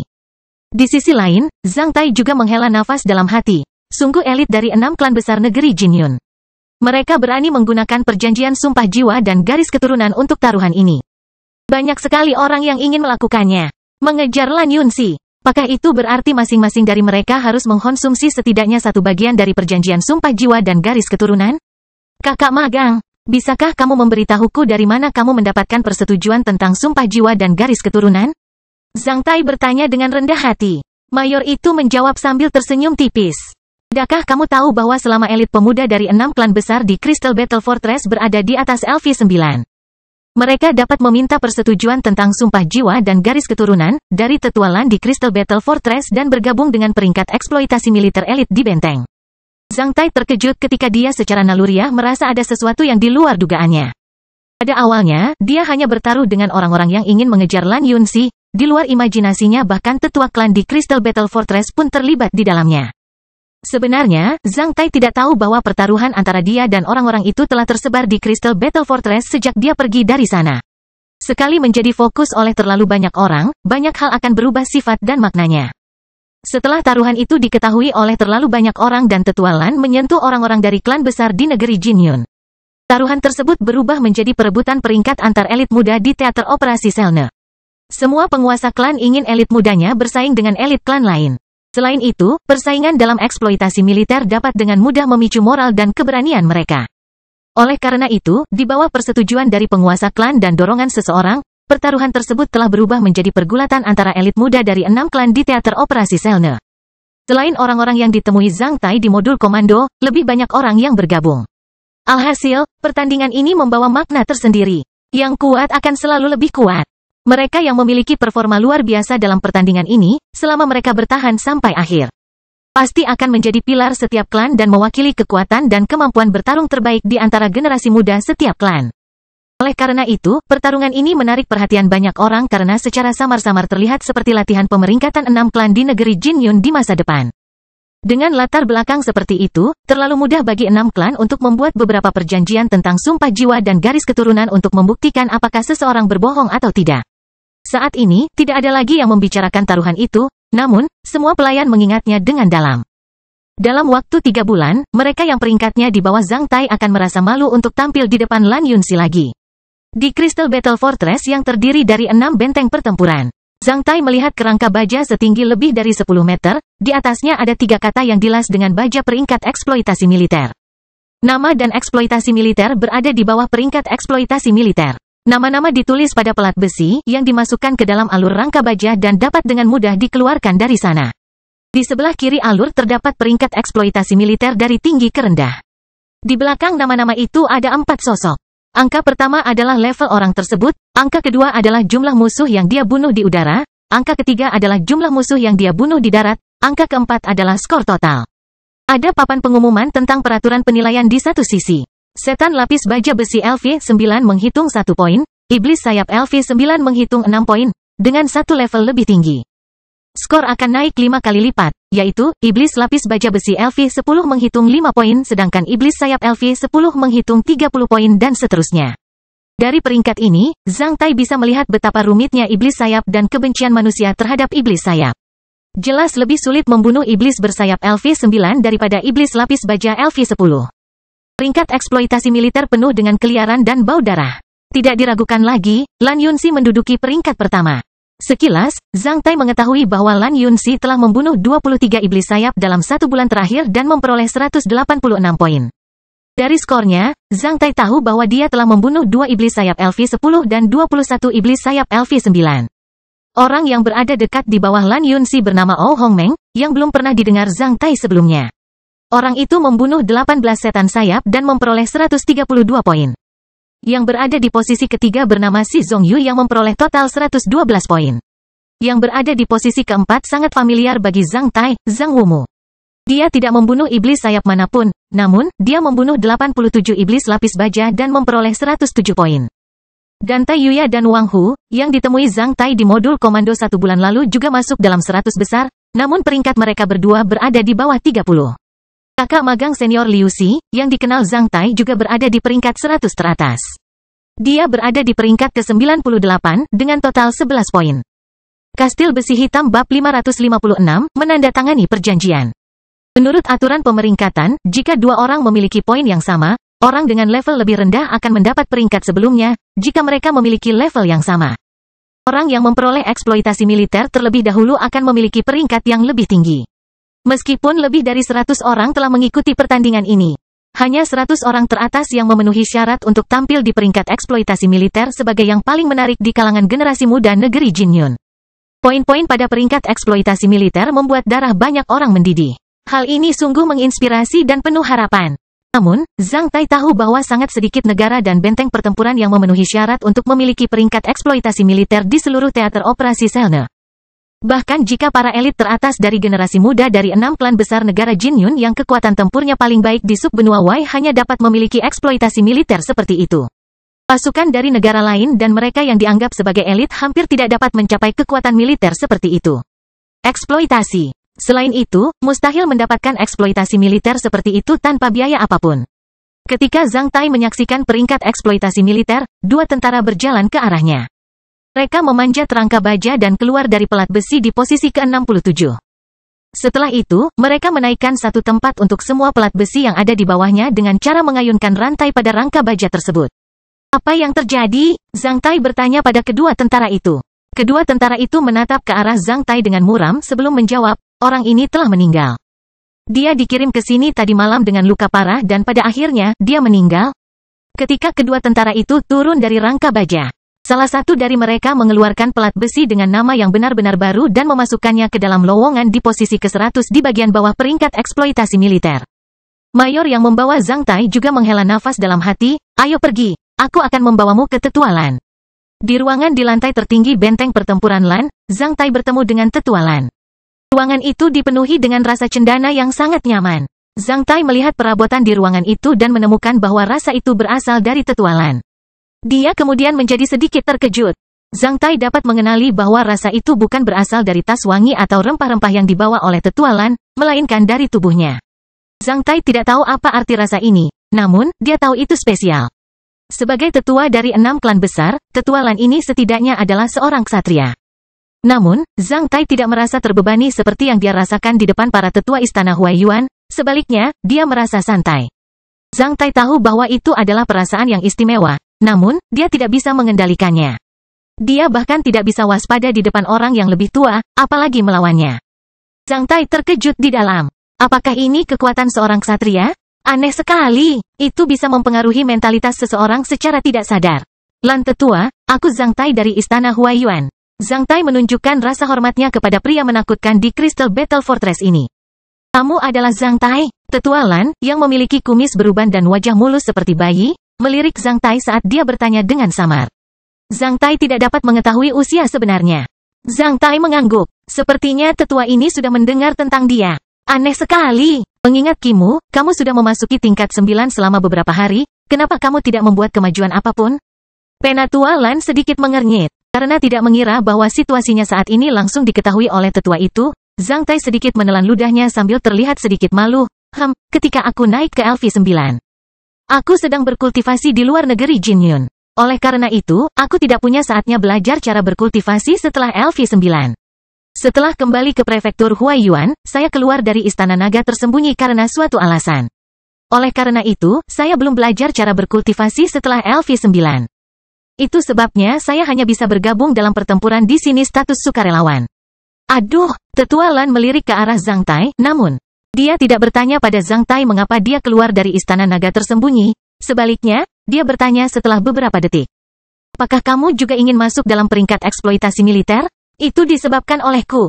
Saat kakak magangku melawan iblis dengan gagah berani di ruang operasi, bagaimana aku bisa bersembunyi di belakang-belakang? Penatua Lan mengangguk. Dia tampak puas dengan jawaban Zhang Tai. Setelah itu, dia melambaikan tangannya ke arah seseorang dan menyuruhnya membuat perjanjian sumpah jiwa dan garis keturunan. Ini adalah pertama kalinya Zhang Tai melihat kesepakatan sumpah jiwa dan garis keturunan. Itu terbuat dari kulit khusus dengan butiran kompleks dan sumpah-sumpah jiwa dan garis keturunan yang ditulis dengan darah segar. Sebelum tiba di sini, Zhang Tai telah diberitahu cara menggunakannya. Oleh karena itu, setelah mengambil alih perjanjian tersebut, ia langsung membuka luka di jarinya dengan belati dan menuliskan namanya dengan darah segarnya. Setelah itu, dia menekan tangannya dan mulai bersumpah. Saya, Zhang Tai, bersumpah dengan jiwa dan garis keturunan saya. Mulai sekarang, saya akan dengan jujur melaporkan eksploitasi militer saya di wilayah operasi Selne. Saya tidak akan pernah mengarang eksploitasi militer saya. Jika saya menyembunyikan sesuatu atau berbohong, saya ingin untuk menerima hukuman sumpah jiwa dan garis keturunan.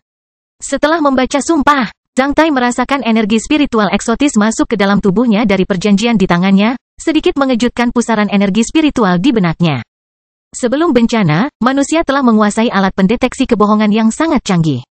Meski Zhang Tai tidak tahu tentang prinsip perjanjian sumpah jiwa dan garis keturunan, dia merasa itu sangat luar biasa. Apakah itu tidak apa-apa? Oke, Penatua Lan mengangguk. Bolehkah saya mengetahui akibat dari berbohong? Tentu saja kamu akan dilemahkan oleh kekuatan kesepakatan sumpah jiwa dan garis keturunan. Meskipun kamu tidak akan kehilangan nyawamu, kamu akan merasa lebih buruk daripada kehilangan nyawamu. Wajahmu akan menjadi gelap gulita. Sementara itu, kamu akan mencium bau yang tidak sedap. Fenomena ini akan berlangsung selama bertahun-tahun. Oleh karena itu, anak muda, sebaiknya kamu tidak mencobanya. Kecuali kamu sudah berada di atas LV14, kamu akan terpengaruh oleh kekuatan perjanjian ini. Terima kasih, Penatua Lan. Sama-sama. Bekerja keras.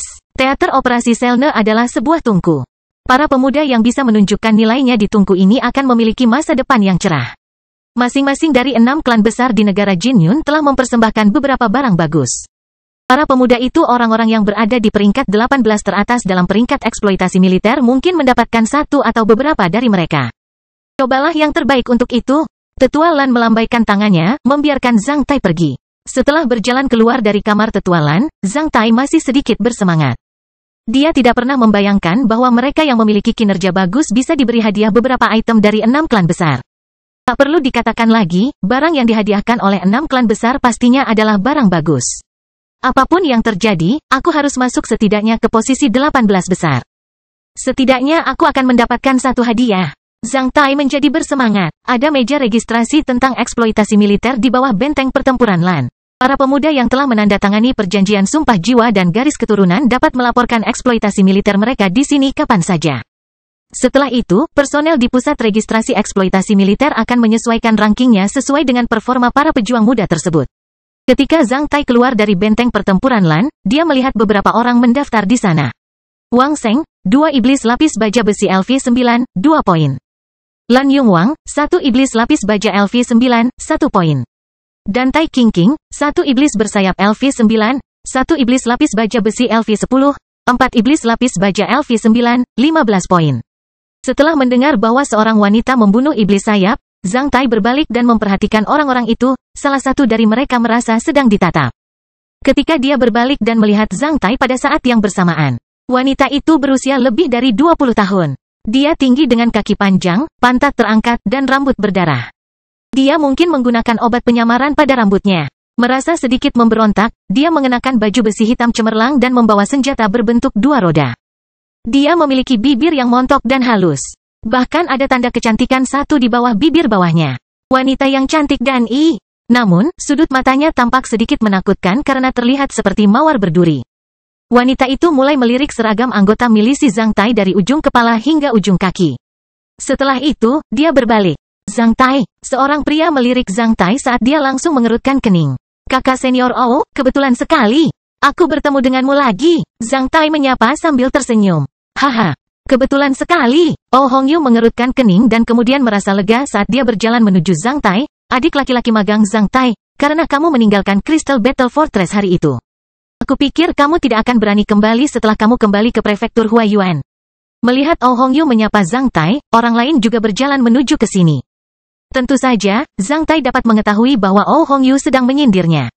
Saat dia dikacaukan oleh Zhang Tai di modul komando pesawat Lan Yunxi, Zhang Tai tidak percaya bahwa Oh Hongyu tidak membencinya. Kastil Besi Hitam bab 557, persiapan terakhir. Melihat Oh Hongyu berjalan ke arahnya, Zhang Tai bisa merasakan kebenciannya. Permusuhan ditakdirkan untuk terbentuk di antara mereka. FCK Zhang Tai bersumpah dalam hati. Siapa yang membiarkanmu menjadi masalah yang menjijikkan dengan merusak citraku? Kamu pantas mendapatkannya. Zhang Tai tidak pernah terlalu peduli dengan musuh seperti itu. Ayah ini akan menemanimu bermain apapun yang kamu mau. Haha, bahkan sekarang saudara senior magang Oh berkeinginan untuk membersihkan setan demi kepentingan tanah air. Bagaimana mungkin saudara magang junior ini bersembunyi di belakang teater operasi? Setelah mendengar kata-kata Zhang Tai, sudut mata Oh Hongyu bergerak-gerak saat dia segera mengerutkan kening. Namun, tidak baik baginya kehilangan martabatnya dalam pertarungan seperti itu. Oleh karena itu, Oh Hongyu memulihkan ketenangannya. Ia bahkan memperlihatkan senyuman seakan-akan Zhang Tai benar-benar memujinya. Terima kasih, begitulah seharusnya pahlawan bertindak. Pada saat ini, semua kakak-kakak senior di ruang operasi lebih baik dariku. Sedangkan untukmu, junior saudara magang, berapa banyak iblis sayap yang telah kamu bunuh setelah kamu menghilang 1 bulan? Belum. Bagaimana dengan iblis lapis baja besi? Belum. Oh Hongyu kemudian tersenyum dan mulai memperkenalkan Zhang Tai kepada orang-orang di sampingnya. Ini adalah adik magang junior dari kakak magang senior Lan Yunxi. Dia membuat taruhan dengan kami pada awalnya, namun, setelah 1 bulan. Adik junior Zhang masih belum mendapatkan poin sama sekali kecuali kembali ke prefektur Huaiyuan. Setelah mendengar perkenalan Oh Hongyu, meskipun orang-orang di sampingnya tidak mengatakan apa-apa, mereka sudah menunjukkan ekspresi menghina. Zhang Tai tampak setenang sebelumnya. Dia hanya menjawab sambil tersenyum, masih ada 2 bulan lagi. Hahaha. Oh Hongyu tertawa terbahak-bahak, sepertinya adik magang Zhang Tai sangat percaya diri. Kalau iya, aku akan mengucapkan selamat padamu karena mendapat prestasi bagus secepatnya. Oh, aku lupa kapan kamu bergabung milisi negeri Jin Yun. Seragam ini terlalu mencolok di Crystal Battle Fortress. Perilaku adik seperguruan Zhang Tai benar-benar luar biasa. Oh Hongyu tidak bermaksud apa-apa selain mengatakan bahwa Zhang Tai sedang menjilatnya dengan omong kosong. Memang agak berlebihan jika seseorang yang berasal dari Istana Naga tersembunyi menjadi milisi. Itu akan sangat sia-sia. Oleh karena itu, Oh Hongyu tahu bahwa Zhang Tai sendiri yang mengenakan seragam milisi dan bukannya dipaksa oleh penguasa Istana Huaiyuan. Zhang Tai mengangkat bahunya, kakak magang Oh, kau masih banyak bicara. Namun pertarungan antar pria pada akhirnya bergantung pada kekuatan dan kekuatan bertarung, bukannya kefasihan bicara, benar kan?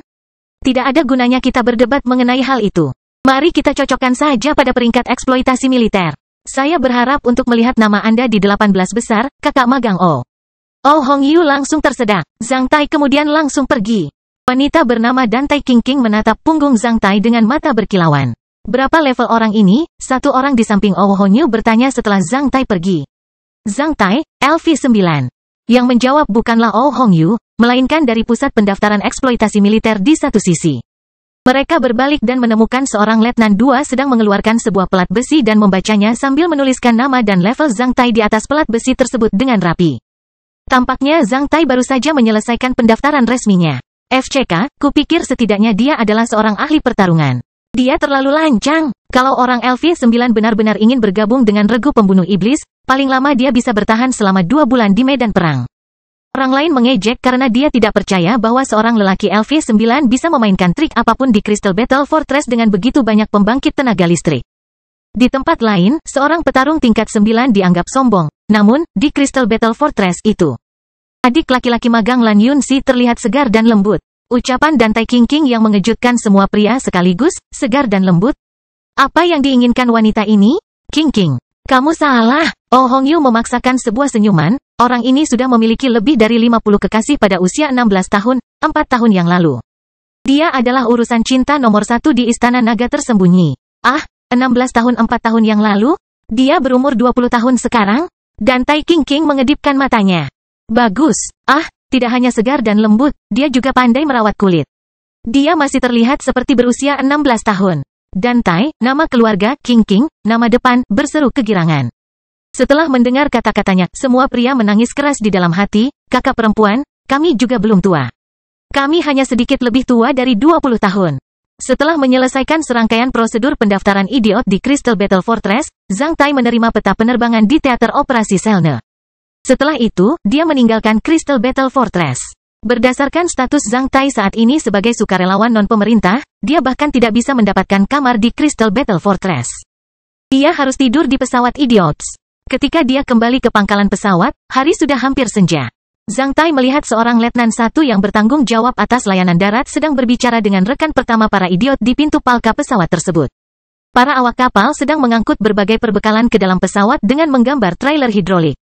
Kamu bisa menambah antrasit, air, makanan, dan senjata umum lainnya di pangkalan pesawat Crystal Battle Fortress. Namun, karena kami harus menjaga pasokan bom gel fosfor putih untuk pasukan reguler, kami tidak dapat menyediakannya untukmu. Tanpa bom gel fosfor putih, efek pesawat di langit ini akan berkurang sepertiga. Kami berusaha membunuh iblis di sini. Apakah Anda ingin kami melawan iblis dengan tangan kosong atau Anda membiarkan kami menjadi sasaran iblis? Teman pertama mendesak dengan marah. Atau kamu ingin kami mendapatkan pasokannya kembali di negeri Jinyun? Saya sangat menyesal, persediaan bom gel fosfor putih di seluruh teater operasi Selne terbatas. Setiap bom gel fosfor putih bernilai lebih dari 200 koin emas.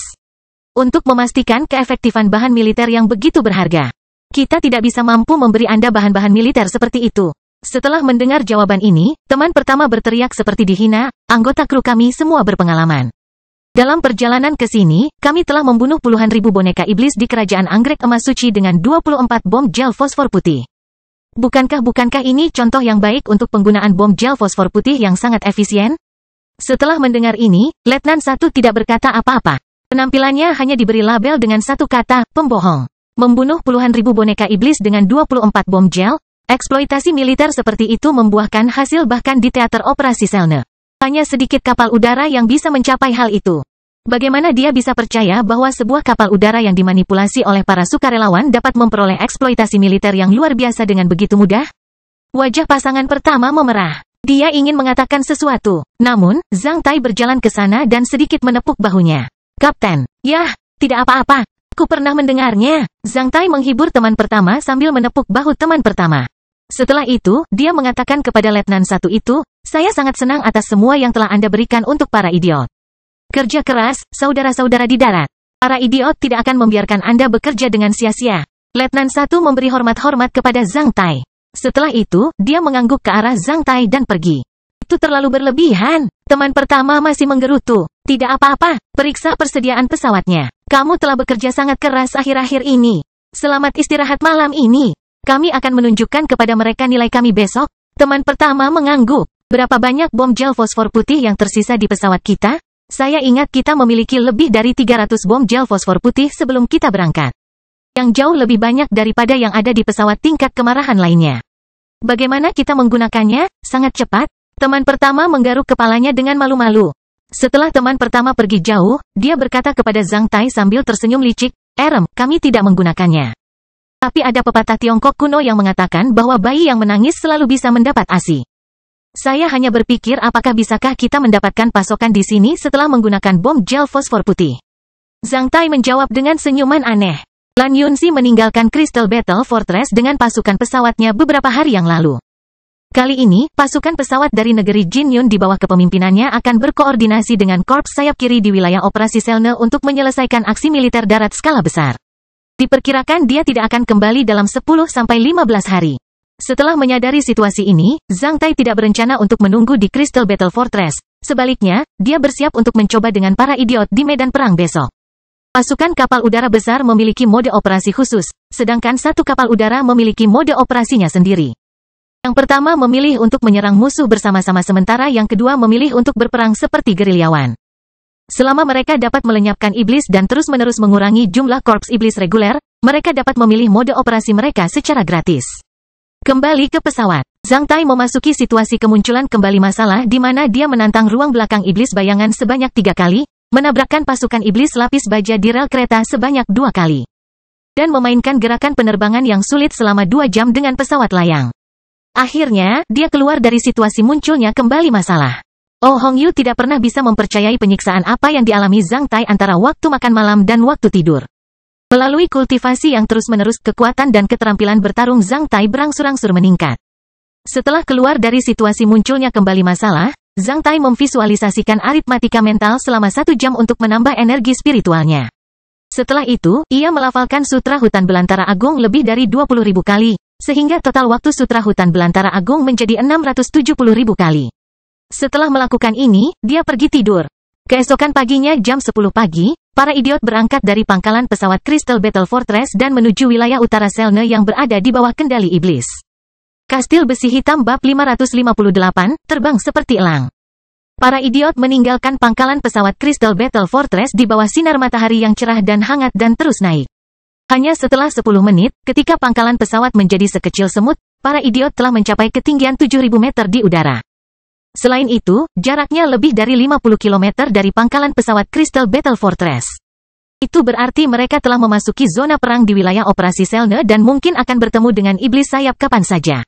Semua anggota kru idiot siap untuk pertempuran yang akan datang. Ketinggian ini hampir mencapai ketinggian suspensi maksimal 8.000 meter kapal udara tingkat kemarahan. Dari sini, mereka dapat dengan jelas melihat area penambangan batu bara hitam di dataran Selne dan garis pertahanan manusia yang terdiri dari parit dan benteng pertempuran. Seluruh ruang bawah tanah dataran Selne penuh dengan antrasit berkualitas tinggi. Pasukan manusia yang bersekutu memilih tempat ini sebagai garis pertahanan pertama melawan pasukan iblis. Selain itu, medan di sini dapat disesuaikan dengan penambahan pasukan manusia mekanis. Yang paling penting adalah logistik korps manusia menghadapi tekanan minimal di sini. Dimanapun berada di dataran Selne, selama Anda menggali tanah, Anda akan mendapatkan antrasit berkualitas tinggi, yang secara konstan dapat memberikan kekuatan pendorong bagi benteng pertempuran manusia, tank, kendaraan bahkan kapal udara. Melihat area penambangan batu bara hitam yang rusak di atas dataran, Zhang Tai langsung memahami maksud dari markas besar pasukan manusia yang bersekutu. Tinggi badan memang menentukan penglihatan seseorang. Namun, saat ini, Zhang Tai tidak ingin membicarakan urusan nasional, sebaliknya, dia membuat persiapan terakhir untuk pertempuran ini. Setelah aku pergi dari sini, biarkan para idiot tetap melayang di area ini. Setelah mengirimkan perintah, Zhang Tai menggambar lingkaran di peta udara di modul komando. Itu adalah area berbentuk kipas 50-100 km di utara Crystal Battle Fortress. Jika kamu bertemu dengan iblis sayap dan tidak dapat menahan serangan mereka, aku mengizinkanmu mundur menuju Crystal Battle Fortress. Jika aku tidak kembali dalam 48 jam, kamu dapat mundur ke Crystal Battle Fortress. Jika kamu tidak melihatku dalam 2 minggu, itu berarti sesuatu pasti telah terjadi padaku. Kamu dapat memutuskan apakah akan tinggal di sini atau tidak saat itu. Selain itu, kamu harus menyerahkan para idiot kepada pasukan pesawat dari negara Jinyun dan membuatnya terus bertugas di medan perang. Sebelum berangkat secara resmi, Zhang Tai harus memberitahu para kru bagaimana menanggapi berbagai keadaan darurat. Karena situasi di medan perang bervariasi setiap detiknya. Bahkan seorang ksatria pun mungkin menghadapi keadaan darurat di teater operasi Selne, belum lagi Zhang Tai, seorang pejuang LV9. Setelah mendengarkan Zhang Tai seolah dia mengucapkan kata-kata terakhirnya, semua anggota kru di modul komando saling bertukar pandang sebelum fokus pada pasangan pertama. Setelah Zhang Tai meninggalkan pesawat itu dengan pesawat layang, pasangan pertama memerintahkan pesawat itu atas nama Zhang Tai. Teman pertama memperhatikan Zhang Tai dengan tatapan kagum dan serius. Setiap anggota kru tahu dengan jelas betapa besar risiko yang akan dihadapi Zhang Tai dengan mengendarai pesawat layang di teater operasi Selne. Dapat dikatakan bahwa siapapun yang berani mengendarai pesawat layang di teater operasi Selne adalah seperti anggota korps pemberani. Meskipun mereka baru saja tinggal di teater operasi Selne selama 1 hari, mereka telah mendengar julukan dari pengemudi pesawat layang di teater operasi ini, pelopor udara. Kelompok layanan ini dikenal dengan angka kematian tertinggi. Kematiannya bahkan lebih besar daripada barisan depan korps di darat. Dikatakan bahwa pengemudi pesawat layang dipilih dengan cara menarik undian pasukan pesawat di seluruh teater operasi. Tidak ada yang menyangka bahwa Zhang Tai akan mengendarai pesawat layang untuk membunuh iblis sayap. Oleh karena itu, mereka semua mempunyai suasana hati yang kompleks. Beberapa anggota kru tidak percaya bahwa Zhang Tai akan melakukan itu bahkan sampai sekarang. Untuk melawan iblis sayap dengan pesawat layang? Bahkan orang gila pun tidak berani berpikir seperti ini. Namun, Kapten Idiots ingin melakukan hal gila itu sekaligus. Tidak ada yang tahu apakah Zhang Tai orang gila atau idiot. Kapten, sebelum melakukan ini, saya sarankan Anda memperbaiki zona terbang Anda. Di bawah tatapan semua orang. Pasangan pertama menggambar area segitiga di luar area jelajah Idiots setelah berpikir sejenak dan menyarankan atas nama semua anggota kru, jika Anda bisa terbang di area ini. Idiots bisa berkoordinasi dengan Anda, ini akan menjadi cara paling aman. Zhang Tai tersenyum, saya tahu. Namun Anda harus tahu bahwa perlindungan terbaik bagi seekor burung adalah di langit, bukan di sarangnya. Saya sangat percaya diri dalam mengemudikan pesawat layang dan kekuatan bertarung saya. Bahkan jika terjadi keadaan darurat, saya yakin bahwa aku masih bisa kembali ke Crystal Battle Fortress dengan selamat. Kamu tidak perlu khawatir tentang aku. Apa yang harus dilakukan para idiot adalah bertahan hidup di tengah angin dan hujan seperti sarang. Jangan tertiup angin dari pohon. Saya ingin bertemu dengan Anda ketika saya kembali. Saya harap Anda masih dapat mengirim saya ke udara ketika saya ingin memberikan pukulan lagi kepada iblis. Ini sarang saya di teater operasi Selne. Apakah saya jelas? Jernih teman pertama menarik napas dalam-dalam. Tidak ada yang akan mengecewakanmu di idiots? Semoga aku beruntung. Zhang Tai mengungkapkannya sambil tersenyum lebar. Setelah beberapa menit, semua orang yang ada di idiots telah sampai ke kompartemen lempar pesawat layang di bagian bawah pesawat. Setelah memeriksa pesawat layang dengan sangat hati-hati, mereka membiarkan Zhang Tai duduk. Zhang Tai mengenakan pakaian penerbangannya di bawah penampilan anggun para anggota kru. Setelah itu, dia duduk di kokpit pesawat layang dan mengangguk ke arah anggota kru. Pada saat yang sama, dia mengarahkan ibu jarinya ke arah mereka. Buka pintu palka. Setelah mendapat perintah dari sobat pertama, beberapa awak kapal segera membuka pintu palka. Ketika pintu palka dibuka, angin kencang bertiup masuk. Zhang Tai hanya mengangguk ke arah anggota kru tersebut sebelum segera keluar dari idiot di sepanjang rel utama. Salut! Teriak rekan pertama ketika semua anggota kru memberi hormat kepada Zhang Tai. Ketika pesawat layang itu keluar dari pesawat, Zhang Tai merasa kembali ke laut seperti ikan. Glider itu seperti lembing yang dilemparkan ke arah air dari pesawat. Saat pesawat layang meninggalkan pesawat, kecepatan geraknya telah mencapai 150 km per jam. Hanya dalam beberapa detik, Zhang Tai merasakan pesawat layang itu seperti ikan di arus laut saat dia menginjak pedal kiri. Sementara itu, Zhang Tai menekan lift dengan tangan. Tak lama setelah itu, pesawat layang itu terbang ke arah kiri secepat burung layang-layang laut. Setelah terbang ratusan meter, Zhang Tai merasakan arus panas yang meningkat. Dia menginjak pedal kanan dan mengangkat pegangan kemudi. Seluruh pesawat layang kemudian mulai naik karena arus panas. Di bawah tatapan menakjubkan dari semua anggota kru idiots, Zhang Tai menggambar huruf U yang keren di sekitar pesawat. Akhirnya, dia mencapai kantung udara di atas pesawat dan terbang ke utara. Bagaimana dia bisa memotong arus panas begitu cepat dan melakukan gerakan yang begitu keren? Seorang anggota kru menyaksikan Zhang Tai mengendarai pesawat layangnya mengelilingi pesawat sambil membuka mulutnya lebar-lebar. Di bawah manipulasi Zhang Tai, semua orang di kompartemen lempar merasa bahwa Zhang Tai seperti seorang pembalap terampil yang mengendarai mobil sport super dan bergerak cepat di jalan raya di sekitar pesawat truk berat tingkat. Itu mungkin kebetulan, gumam yang lain. Glider dapat dengan mudah dimanipulasi. Bagi setiap awak pesawat, itu seperti seorang pelaut yang mengendarai perahu karet. Setiap anggota kru tahu cara mengemudikan pesawat layang. Sebenarnya, semua orang akan tahu cara mengemudikan pesawat layang dengan mengikuti aturan ini. Pegangan penggerak di kokpit digunakan untuk naik dan turun sedangkan pedal digunakan untuk mengontrol arah. Saat Anda menarik kembali pegangan kemudi, elevator pesawat akan melambai ke atas, menyebabkan kepala pesawat layang miring ke atas. Saat Anda mendorong pegangan penggerak ke depan, elevator akan melambai ke bawah, menyebabkan kepala pesawat layang miring ke bawah. Saat Anda menekan pedal kiri, kemudi akan melambai ke kiri, menyebabkan kepala pesawat layang condong ke kiri. Saat Anda menekan pedal kiri, kemudi akan melambai ke arah kanan, menyebabkan kepala pesawat layang condong ke arah kanan. Bahkan seorang anak kecil pun bisa menguasai keterampilan mengemudi, tak terkecuali orang dewasa. Namun, sangat sulit untuk memanipulasi pesawat layang tersebut. Karena pengemudi sulit menilai jenis aliran udara dan menggunakannya seperti updraft dinamis topografi, updraft siklotron, updraft seukuran gelombang, dan updraft tenaga pemanas yang memberikan kekuatan pendorong bagi pesawat layang. Apakah seorang pengemudi dapat menggunakan aliran udara semacam ini adalah satu-satunya standar apakah dia memenuhi syarat untuk mengemudikan pesawat layang. Aliran udara seperti itu tidak terlihat. Mereka hanya bisa dinilai berdasarkan pengalaman dan perasaan praktis seseorang. Oleh karena itu, seseorang mungkin hanya membutuhkan 10 menit untuk mengendarai pesawat layang, namun Mungkin diperlukan waktu setidaknya 10 tahun untuk menggabungkan niat mengemudinya dengan aliran udara semacam itu. Apakah seseorang dapat mengalirkan udara dengan baik adalah satu-satunya standar kemampuan mengemudinya.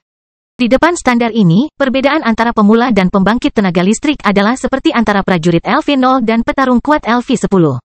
Pada zaman ini, orang biasanya menggunakan 4 data untuk mengukur keterampilan seseorang mengemudikan pesawat layang, yaitu waktu tinggal terlama di udara, jarak terbang terjauh, ketinggian pendakian yang tercatat, dan kecepatan rata-rata lintasan segitiga. Di hadapan 4 data di atas, perbedaan antara pemula dan pembangkit tenaga listrik menjadi luar biasa. 4 data seorang pemula adalah sebagai berikut, waktu tinggal terlama di udara adalah sekitar setengah jam, jarak penerbangan terjauh adalah dalam jarak 40 km. Ketinggian pendakian yang tercatat lebih rendah dari 1000 meter, sedangkan kecepatan rata-rata rute segitiga di bawah 50 km per jam.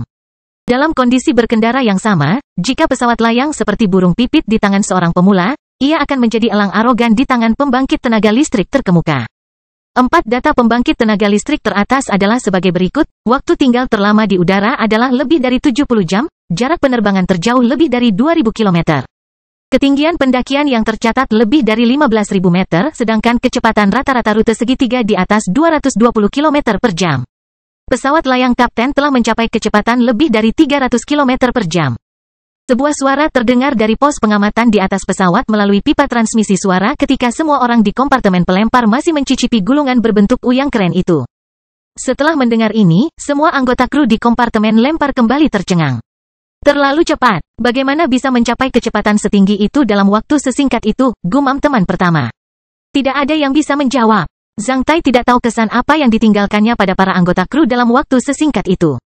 Dia tidak merasa telah melakukan sesuatu yang terlalu istimewa karena dia hanya terbang sesuai perasaannya. Zhang Tai menyadari bahwa aliran udara itu seperti arus di lautan. Dengan bodi awal yang kedap air, Zhang Tai sangat sensitif terhadap aliran air dan aliran udara.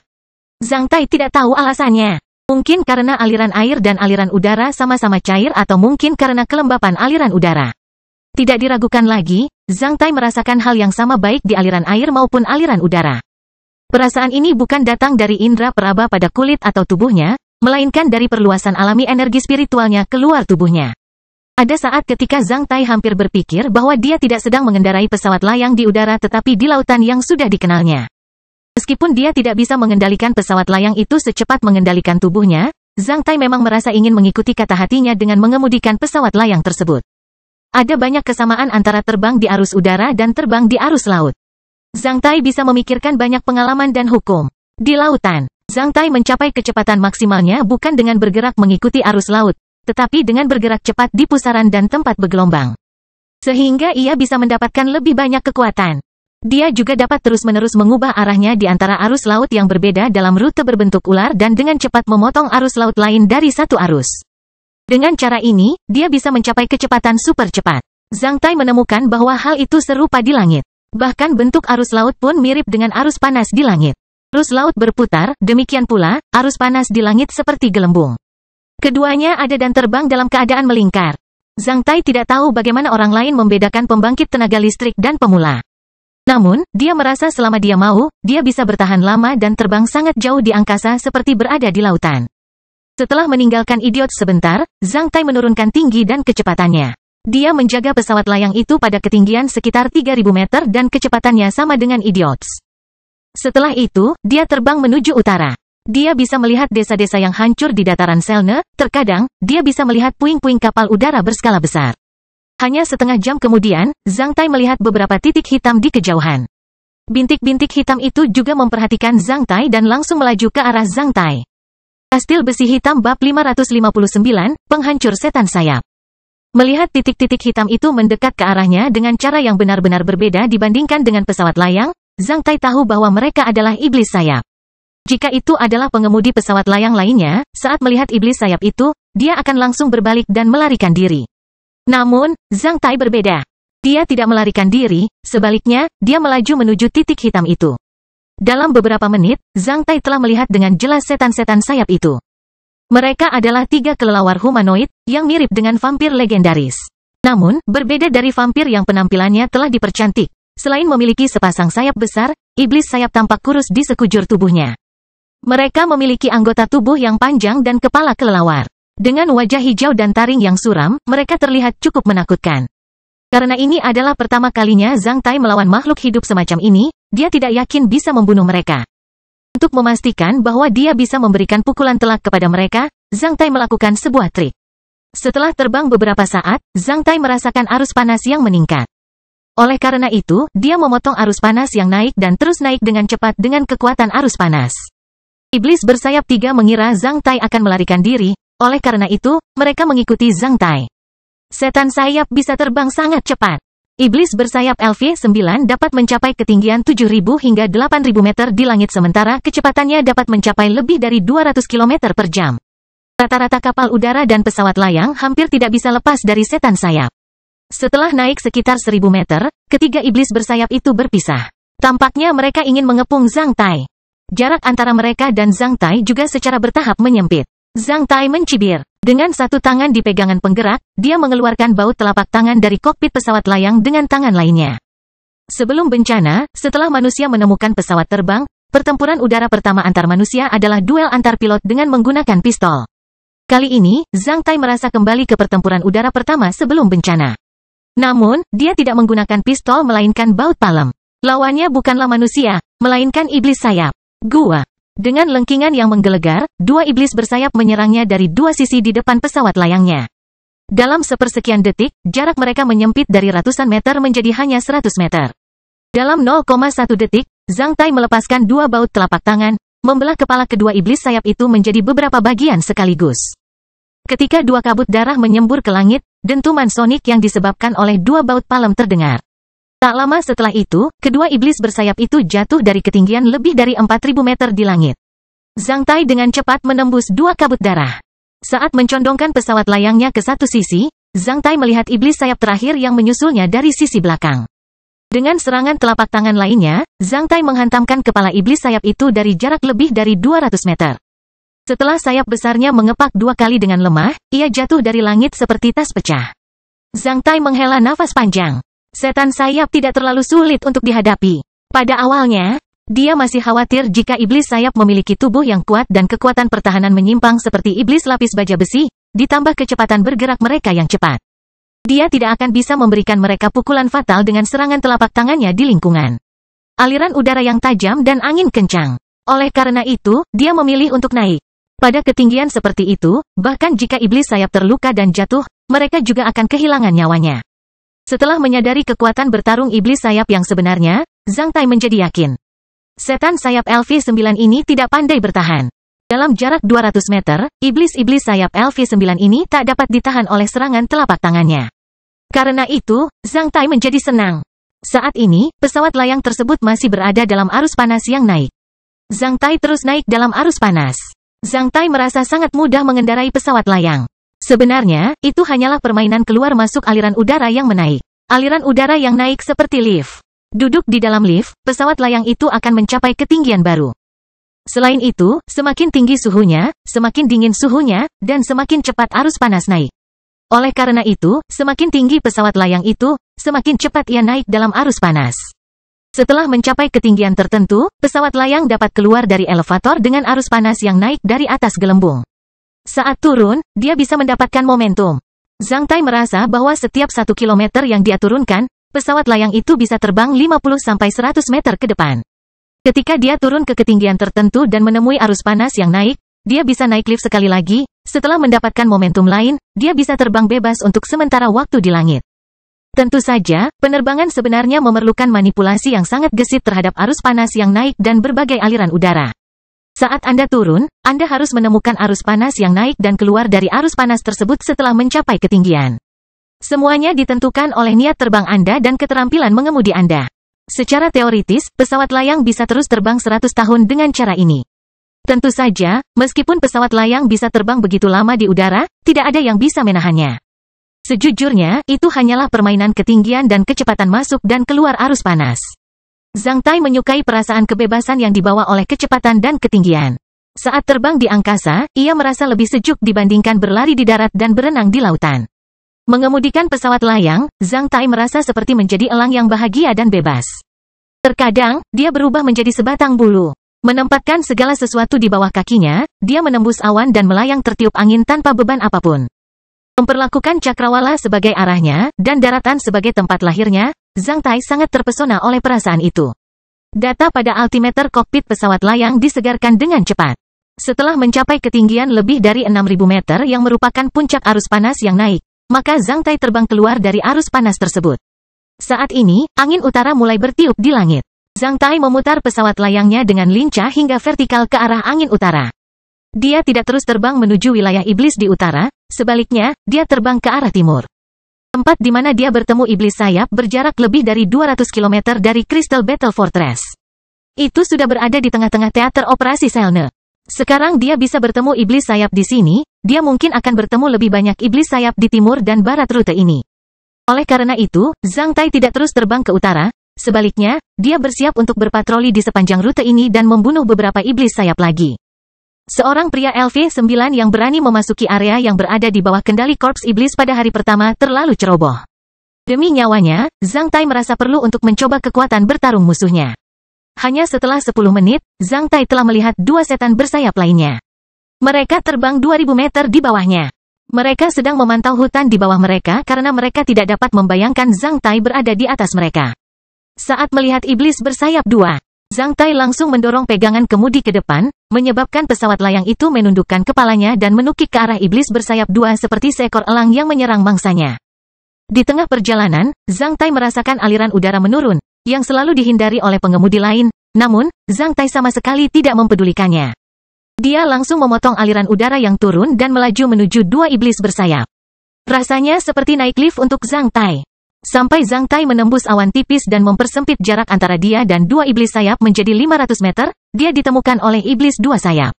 Tak lama setelah itu, kedua iblis bersayap itu berbalik dan menyerang kembali ke arah Zhang Tai. Karena Zhang Tai sedang menukik ke arah mereka, maka dengan keunggulan tinggi badannya, maka Zhang Tai mempunyai momentum yang lebih tajam. Zhang Tai hampir meluncurkan serangan telapak tangannya ketika kedua iblis sayap itu berbalik.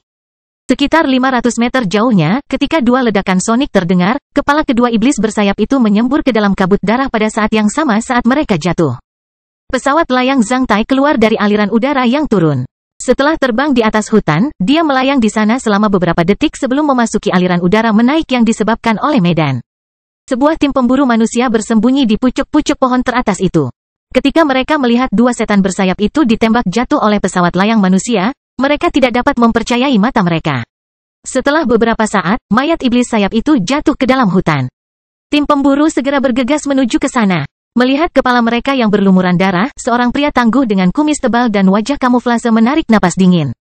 Mereka memang ditembak jatuh oleh pesawat layang itu. Sungguh menakjubkan. Bagaimana dia melakukan itu? Ya, kami belum pernah mendengar tentang sosok nomor satu di teater operasi kami. Pria lain menjawab dengan tatapan takjub, bagaimana mungkin seorang anggota pasukan pesawat bisa membunuh iblis sayap semudah berburu mangsa? Keluar dari sini sekarang. Ambil kedua mayat itu. Reinhardt mengebor keluar dari semak belukar setinggi 1,8 meter sambil mengangkat kepala iblis sayap yang berlumuran darah. Mungkin beberapa negara atau klan telah menemukan metode untuk menghadapi iblis sayap. Itu adalah intelijen yang sangat penting. Kita perlu melaporkan intelijen ini ke markas besar kekaisaran dan pasukan sekutu. Kastil Besi Hitam Bab 560, Pertempuran Berdarah di Udara. Sebelum jam 2 siang, saat matahari mencapai klimaks di langit, suhu tanah meningkat, menyebabkan arus panas yang naik mencapai intensitas tertinggi pada hari itu. Bagi rata-rata pengemudi pesawat layang, ini adalah waktu puncak penerbangan hari itu. Namun, Zhang Tai tidak punya perasaan apa-apa mengenai waktu puncak ini. Sama seperti ikan di lautan yang tidak peduli dengan cuaca di atas, Zhang Tai tidak peduli dengan arus panas yang semakin meningkat dan meningkat di bawahnya. Tidak peduli jam berapa sekarang, Zhang Tai merasa dia bisa terus terbang di langit berdasarkan berbagai aliran udara selama dia mau. Kecuali jika udara berhenti mengalir, dia tidak akan mengkhawatirkan penerbangannya. Sejak dia meninggalkan Idiots, Zhang Tai telah berkeliaran di langit selama sekitar 4 jam seperti elang yang memburu mangsanya. Setelah memperdalam sekitar 200 km ke sayap kanan teater operasi Selene, Zhang Tai telah membunuh 34 setan sayap. Sebagian besar dari 34 orang itu berpasangan atau bertiga. Saat mereka melihat Zhang Tai, mereka akan terbang ke arahnya. Tidak diragukan lagi, mereka semua menjadi sasaran Zhang Tai.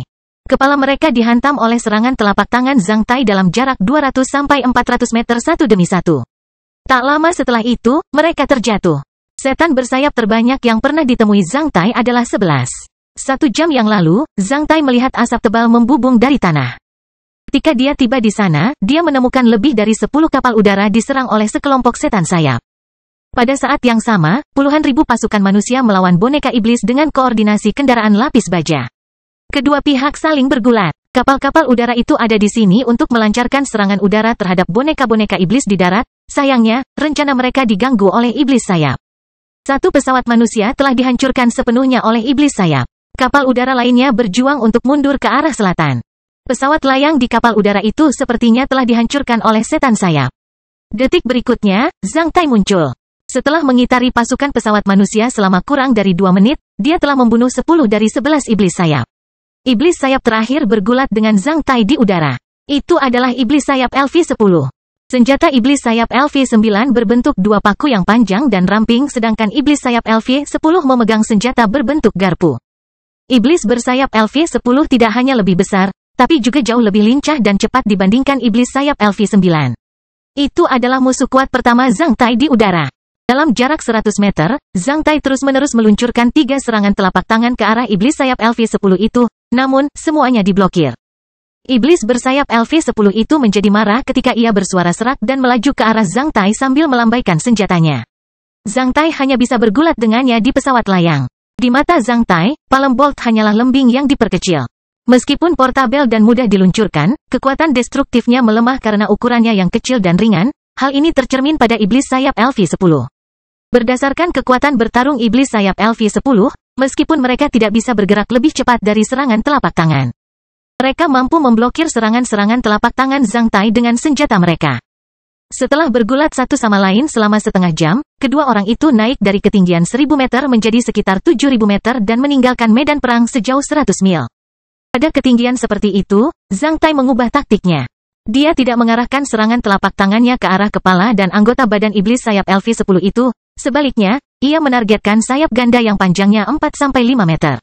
Akhirnya, setelah iblis sayap LV-10 memblokir kedua baut telapak tangan Zhang Tai, salah satu sayap tipisnya ditembus oleh baut telapak tangan ketiga. Dengan suara PVTTT, baut palem itu menembus salah satu sayapnya seperti memecahkan balon, menjadikannya titik balik dalam pertarungan ini. Dengan satu lubang di sayapnya, kecepatan dan ketangkasan iblis sayap itu menjadi sangat lemah sekaligus. Alhasil, ia menjerit. Setelah merasa kondisinya tidak bagus, iblis sayap LV-10 buru-buru melaju ke bawah. Tentu saja, Zhang Tai tidak akan mengabaikan kesempatan bagus ini. Dia terus mengejarnya. Setelah puluhan detik, dengan 4 suara PVTTT, PVTTT, PVTTT, PVTTT, Zhang Tai membuka 4 lubang lagi di sayap yang sama. Meski salah satu sayapnya sudah lengkap, sayap lainnya tampak seperti saringan. Kali ini, iblis sayap tidak dapat lagi menjaga keseimbangannya di udara saat ia berjuang untuk jatuh. Pada saat ini, Zhang Tai meluncurkan serangan telapak tangan terakhirnya dari belakang iblis sayap.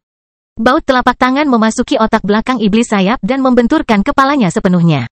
Meskipun pertempuran ini telah berakhir, Zhang Tai masih mengeluarkan keringat dingin. Untungnya, dia baru saja bertemu dengan satu iblis sayap LV-10, jika 2, dialah yang terjatuh. Zhang Tai bersukacita atas keberuntungannya di dalam. Untungnya, dia tidak langsung menuju ke area yang dikuasai iblis. Jika dia bertemu dengan 2 iblis bersayap LV-10 di sana, dia tidak bisa kembali sama sekali. Saat itu jam 2 siang ketika dia membunuh iblis sayap LV-10 ini. Dalam arus panas yang mengepul, Zhang Tai mengubah arahnya. Setelah mencapai ketinggian sekitar 10.000 meter, Zhang Tai terbang ke arah barat dataran Selne, yaitu sayap kiri garis pertahanan manusia. Pasukan pesawat negara Jin Yun di bawah kepemimpinan Lan Yunxi berada di sebelah barat dataran Selne. Zhang Tai ingin memeriksanya di sana. Jika memungkinkan, dia bisa menghilangkan tekanan pasukan pesawat dari iblis sayap di sana. Saat ini, dia merasa sedikit lapar. Dia kemudian langsung mengeluarkan beberapa obat serbaguna dari Castle of Black Iron dan menuangkannya ke dalam mulutnya. Setelah meminumnya, Zhang Tai merasa penuh semangat dan energi. Dalam perjalanan ke sana, Zhang Tai membunuh 7 iblis sayap lainnya. Semakin dekat dia ke barat, semakin banyak kapal udara yang bisa dilihat Zhang Tai di langit. Dia bahkan bertemu banyak pesawat layang yang bertanggung jawab atas penyelidikan. Banyak pilot pesawat layang juga memperhatikan Zhang Tai. Namun, mereka tidak mempedulikannya. Saat ini, terdapat terlalu banyak pesawat layang di sayap kiri teater operasi Selne, yang semuanya dilepaskan dari kapal udara. Selama mereka bukan iblis sayap, tidak ada yang akan memperhatikan mereka. Zhang Tai melihat banyak jenis pesawat layang, ada yang lebih besar dengan 2 atau 3 orang. Selain pilot, orang lain di pesawat layang semuanya memanipulasi senjata seperti panah otomatis. Menghadapi ancaman iblis sayap, pasukan manusia juga terus menyesuaikan dan meningkatkan kemampuan penanggulangannya. Jika jalur selatan wilayah operasi Selene relatif tenang, maka jalur barat sangat padat. Korps sayap kanan teater operasi sedang bersiap untuk merebut kembali Flatte. Sebuah kota yang sangat penting di sebelah barat dataran Selene dengan koordinasi pasukan kapal udara skala besar dan pasukan lapis baja darat. Flatte berjarak lebih dari 270 km dari Mork, kota inti di sayap kiri garis pertahanan manusia. Dulunya merupakan kota industri terpenting kerajaan Titanic di dataran Selene. Namun, sekarang, kota ini telah diduduki oleh korps boneka yang dirasuki setan. Flatte, setelah diduduki oleh korps boneka yang diiblis, bagaikan embolon yang tajam, yang memperluas kekuatan korps boneka yang diiblis dari utara ke bagian tengah dan selatan dataran Selene. Akibatnya, pasukan sekutu di seluruh koridor kemanusiaan Black Sun tidak bisa tidur nyenyak. Mereka menganggapnya sebagai duri dalam daging mereka. Setelah persiapan yang matang dalam jangka panjang, pasukan manusia sekutu akhirnya melancarkan pertempuran besar-besaran untuk merebut kembali kota Flatte di garis pertahanan sayap kiri minggu lalu. Lebih dari 1 juta orang bergabung dalam pertempuran ini. Bahkan pasukan pesawat negara Jin Yun ikut serta dalam pertempuran ini. Saat ini, tanah seluas 2.000 km persegi di kota Flatte telah menjadi medan perang yang sangat besar. Dari tanah ke langit, banyak darah menyembur setiap detiknya. Zhang Tai, yang baru saja mencoba di sayap kanan garis pertahanan manusia, juga melaju ke medan perang ini dengan pesawat layangnya. 5 hari kemudian, saat matahari terbenam, seorang penjaga di pangkalan pesawat Crystal Battle Fortress melihat sebuah benda terbang menuju pangkalan pesawat di bawah sinar matahari. Matahari berada tepat di belakang punggungnya. Terpantul dari panasnya matahari terbenam, meski tidak jelas dan terpelintir di teleskop, kedua sayapnya masih bisa dikenali. Iblis sayap, penjaga hampir mengirimkan peringatan pertahanan udara. Syukurlah, sebelum penjaga mengirimkan peringatan pertahanan udara, dia melihat kilau logam pada benda itu. Ketika benda itu mendekat dengan cara bergoyang seperti sedang mabuk, penjaga mengidentifikasi itu adalah pesawat layang. Pesawat layang itu mendarat di padang rumput datar di luar pangkalan pesawat. Namun, tidak ada yang keluar dari sana. Ketika banyak awak darat di pangkalan pesawat dan semua awak idiots bergegas ke depan pesawat layang itu, semua orang terkejut. Tak satu pun dari mereka pernah melihat pesawat layang yang begitu menyedihkan sebelumnya. Lambung logamnya dipenuhi luka. Yang lebih mengejutkan lagi, ia berlumuran noda darah dari kepala hingga sayap. Itu lebih seperti baju perang berdarah daripada pesawat layang. Penutup kristal kokpit telah lama pecah berkeping-keping sementara garpu baja berwarna emas pucat, bengkok dan suram menusuk penutup kristal di satu sisi kokpit. Seseorang sedang duduk di kokpit sambil menundukkan kepala, terengah-engah. Bahu kirinya dipaku di kursi dengan garpu baja yang suram, menyebabkan separuh tubuhnya ternoda oleh darah segar. Kapten, semua anggota kru idiot menyerbu ke depan. Cepat, bawa dia ke Crystal Battle Fortress, seorang kapten yang bertanggung jawab atas layanan darat meraung dengan mata merah. Hanya setelah beberapa menit, Crystal Battle Fortress telah mendidih.